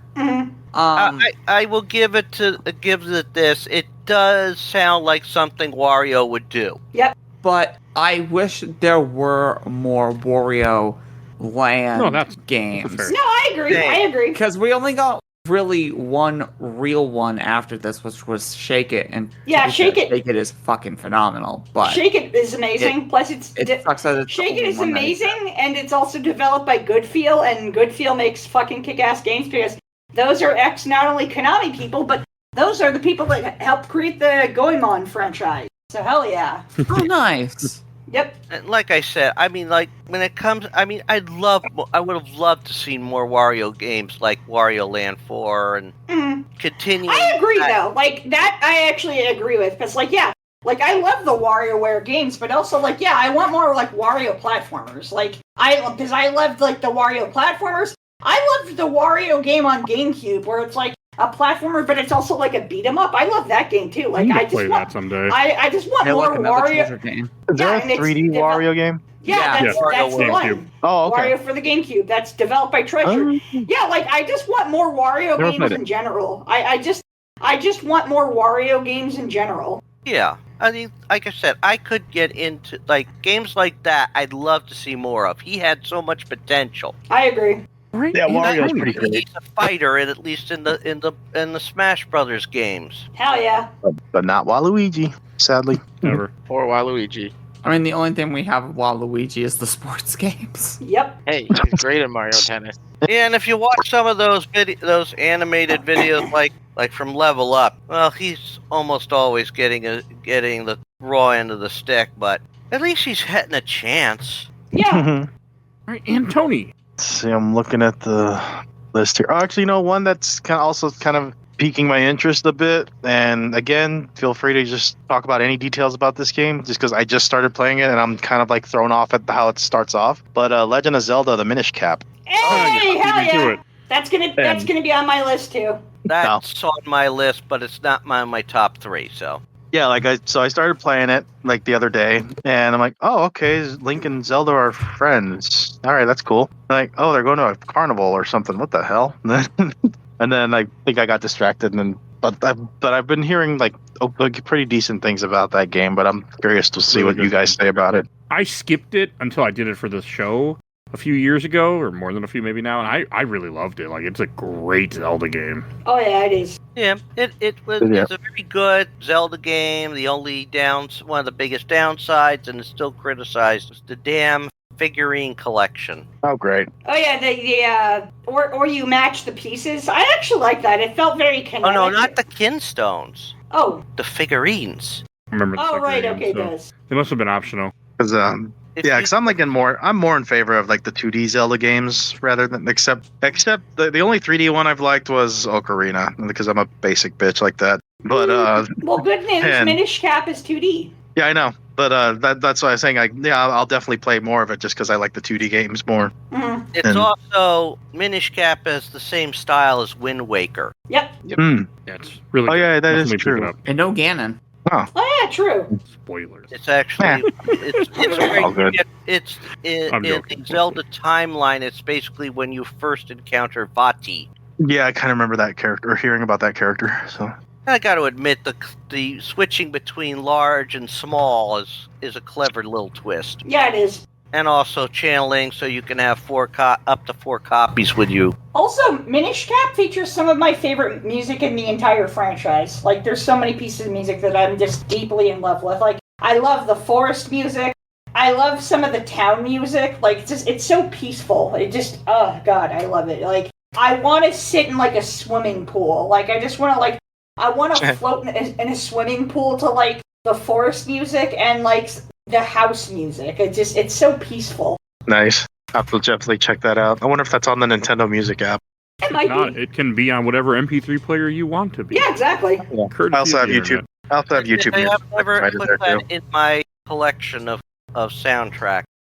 And Kyle, All right, moving along. My next one is going to be. Well, I did say it would be up on here from the previous ones that people brought up. My next one is WarioWare. I fucking love the hell out of this game. I felt deeply in love when it came out in 2003.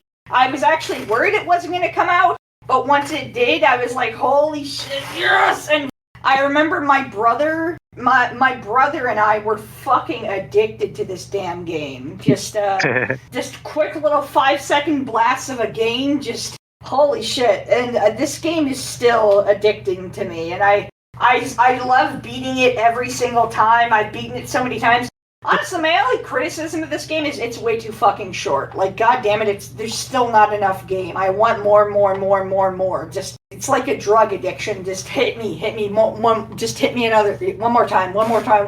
Yes, come on. Like, man, I love the WarioWare games so much, but I especially love WarioWare micro games for the Game Boy Advance. This game's fucking fantastic. It's a masterpiece. One of my favorite video games of all time.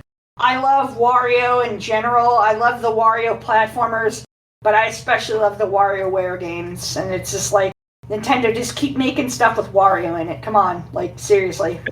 I'd be down for that. all right, and then this is going to be our lightning round because we're Cool. at the 2-hour Yep. mark. Cool, So cool.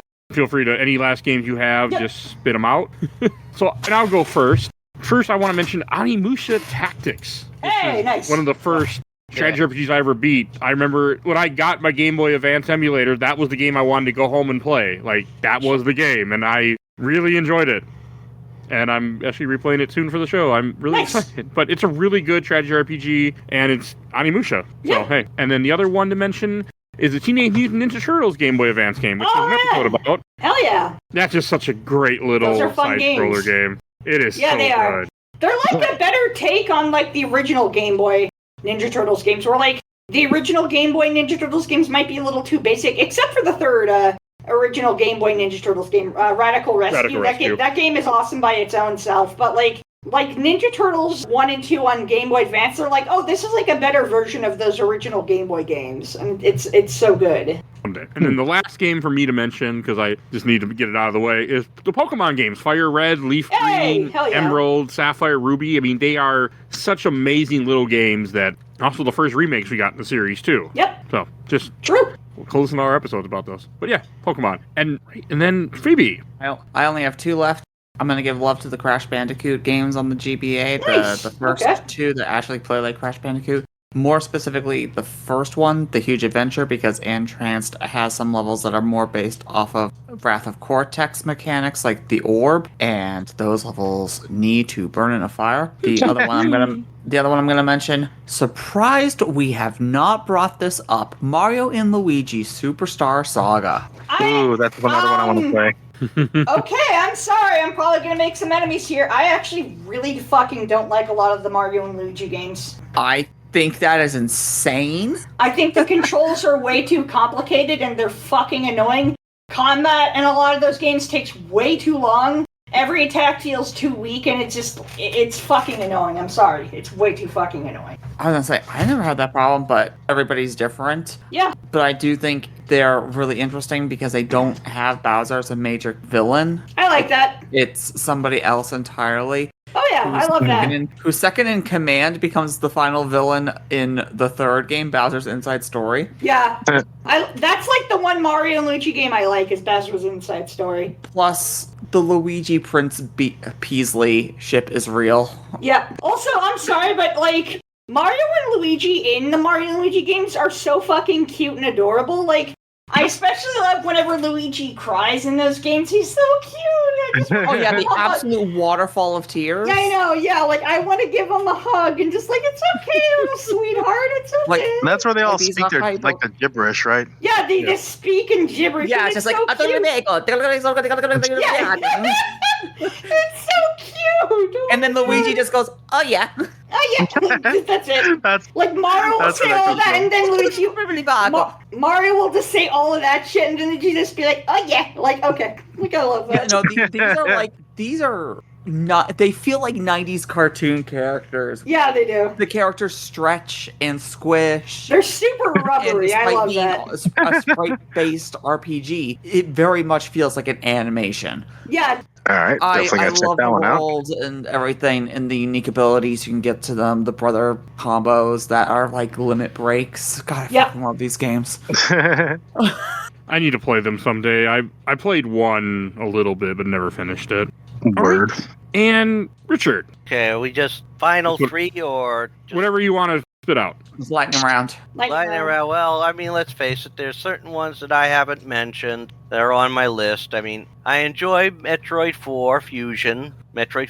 That's Mhm. I'm replaying it right now. And most of the others that we've had, I have been mentioned that's on my list. I mean, I had Metroid Fusion as number 2, Metroid Zero Mission as number 3. But the top one, it's got to be the Golden Sun games. Nice. Hell yeah. Those have such an impact, and I long for a 4th game to continue the story that was started in the 3rd game. Would be nice. That would be nice. Yeah, but I mean, we're as likely it's as got my to see attention. that as we are to see Beyond Good and Evil 2, Oh god. Swear to God. Mega Man Legends 3, I swear to God. and a bunch of others I could think of. But I also want to say we need to give an honorable mention to Shantae Risky Revolution. Alright, Ooh. nice. I mean, Limited Run got to release that in cooperation with Way Forward as a Game Boy Advance cartridge. I think I got to play that. It is the lost chapter of the Shantae series. I'm currently playing through it on my channel. I'm having a ball with it. I'm pretty terrible at them, but I like the Shantae games. Oh yeah, you gotta love the Shantae Never games. touched them. They're fun. They're fun as hell games. She's adorable. She's got that naive innocence that she could just go out and say something that, you know, you look at them and you could say, this is actually made for younger players, and yeah, it works. Nice. And Tony. Any last ones to mention? I guess another one I'm also looking into is I forget the name of it. It's a Pokemon game. Mystery Dungeon? Hold on. Yeah, that's it. Okay. The Red Team Rescue. I don't know. Yeah. Like the concept sounds interesting. I guess you're a Pokemon, and then just now doing the whole personality quiz thing at the beginning there, and it decided I'm a Charmander. Nice. I'm like he's cool. He's one of the best Oh, Pokemon, so hey. He's my favorite. One of my favorites. Okay. And Kyle. And yeah. Alright. my lightning round is going to be all the Pokemon games, but especially Pokemon Ruby and Sapphire Pinball. I love the first Pokemon pinball game on Game Boy Color. I think that game's fucking excellent. One of the best pinball games ever created. It's so fun. Amazing music. Just such cute, charming music. The Game Boy Advance sequel is also fantastic, and it fixes certain things with the first game that had issues with, and it just makes me so frustrated, because it's like, fucking Jesus Christ, can someone give some money to Jupiter Corporation so they can make more fucking Pokemon pinball games? Like, Nintendo, you got enough fucking money. Give them like, I don't know, what, 50 million? Yeah, give them like 50 million fucking dollars. Get them to make more fucking Pokemon pinball games. God damn it, come on. Like, somebody do that. Come on. Like, what the shit? But yeah, just, like, get Jupiter Corp to make more Pokemon pinball games. What the fuck? We finally have a new Pokemon Snap. Hell yeah. And I am so happy about that. And I love that new Snap game. But it's like, okay, now can we get a new Pokemon pinball video game? That'd be great. I know we have a new Pokemon pinball in real life thing. That's awesome. But hey, those things are like $6,000. And I'm poor as fucking shit and disabled. I live in a studio apartment. I can't fit that fucking shit in my apartment. I need Pokemon pinball video games. Like, cool. And of course I get the monkey's paw curse where it's like, I want a new Pokemon pinball. And it's like, pinball game. And it's like, oh, sure, here you go. Here's real pinball. I'm like, hey, cool. That shit's fucking expensive as hell.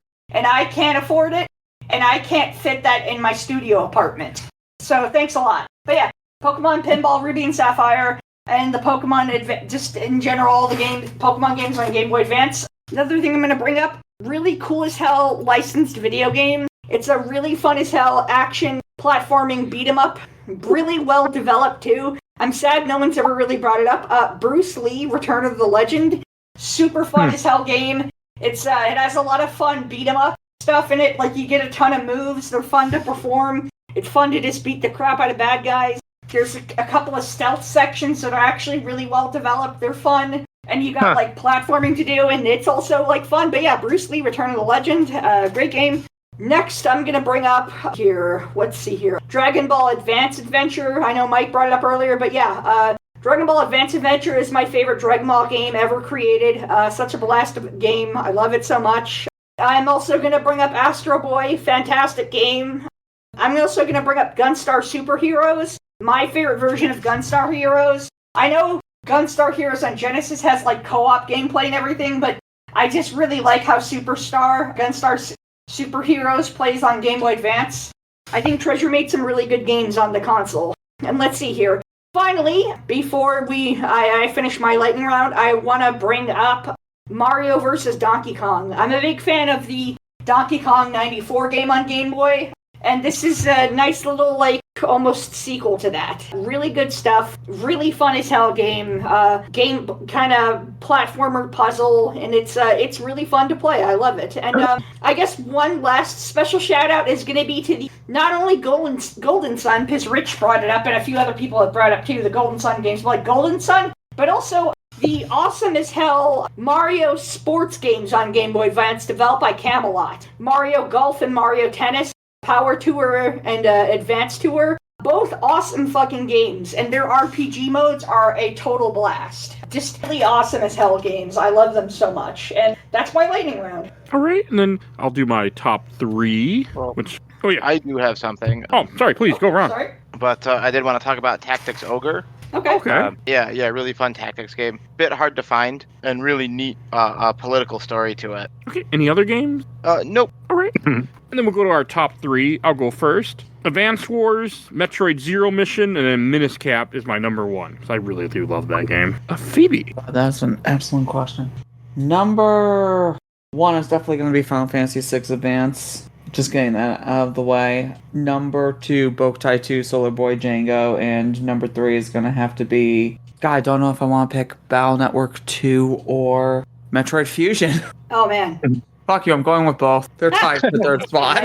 Nice. All right, and Richard, do you want to repeat yours quick? Number three would be Metroid Zero Mission. Number two would have to be Metroid 4, Metroid Fusion. And number one, definitely the Golden Sun games. You can't say one without saying the other. Yeah, I agree. And Ron? Well, my number one is probably Final Fantasy Tactics Advance. It's one of my favorites, and then Sword of Mana. I played that a ton, and then number 3, it's gonna be one of the Castlevania games, probably Circle of the Moon, because I played that a ton. Yes. I played that a ton. I was a kid. I actually did most of the modes and unlocked all the stuff, and I really enjoyed it myself. Nice. And Tony. So the top 3 for me, well, in no particular order. I'm gonna say Golden Sun games. I'm pretty excited to play those more, or get more into those now.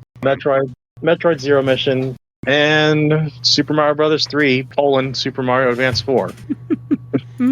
Or no, I said that wrong. Excuse me. Super Mario Advance 4: Super Mario Brothers 3. Man, how could you get those simple names screwed up? I know. I'm some Nintendo fan I am. And Kyle. Okay, my top 3 is going to be. Give me a second. Let me really process everything. My top 3 is going to be Castlevania, Aria of Sorrow at number 3. Number 2 is going to be Pokemon Pinball Ruby and Sapphire. And my number 1 is WarioWare. Hell yeah. All right, nice. Right, and then that's everything. We just go to plugs then. And yeah. Phoebe, lead us in, please. Okay, hi, I'm the Let's Play Princess. You can find me on YouTube and Twitch under that name, where I'm currently about getting ready to finish up Paranormal Site and upload all those VODs.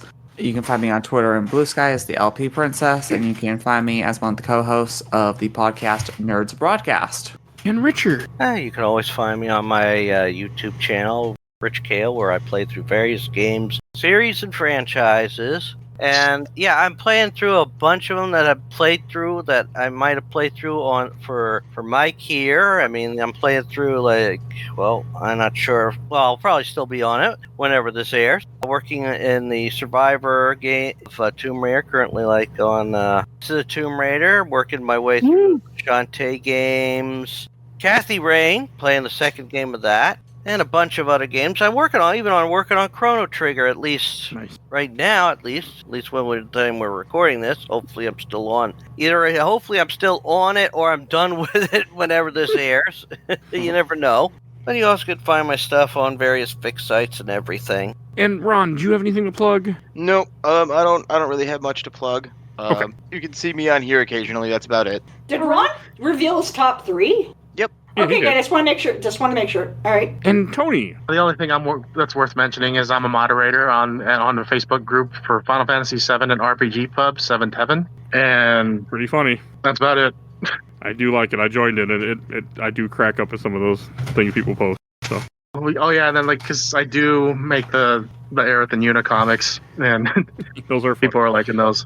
And Kyle. You can find me on my very own podcast at the Unidentified Flying Obsession Podcast, or the UFO Podcast. Once again, that is the Unidentified Flying Obsession Podcast. You can also find me in my bullshit musings on Blue Sky at chibiufo.bsky.social. Nice. Right. And if you enjoyed this episode, there are over 900 other episodes of this podcast. We do movies, TV shows, video games, comics, and even these type of episodes too.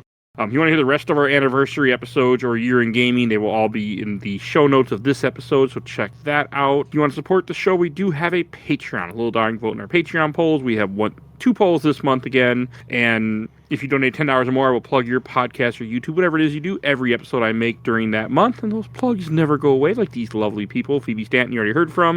Zach from Absolutely the Best Podcast, A Work in Progress. They were talking about the MCU movies, and they are currently doing the Predator Alien franchise, so check them out. And also check out Gamer Looks for You, Bill Tucker, and his new podcast, Carrying My Cross. And I want to give a shout out to my awesome intro and outro, courtesy of Elena at Hell Has Free. Follow her on TikTok and Instagram. And if you want to be on the show, you want to suggest things for the show, join the Discord. We're always happy to have new people join us, chat with us, or just lurk and make the number go up. It makes me happy too.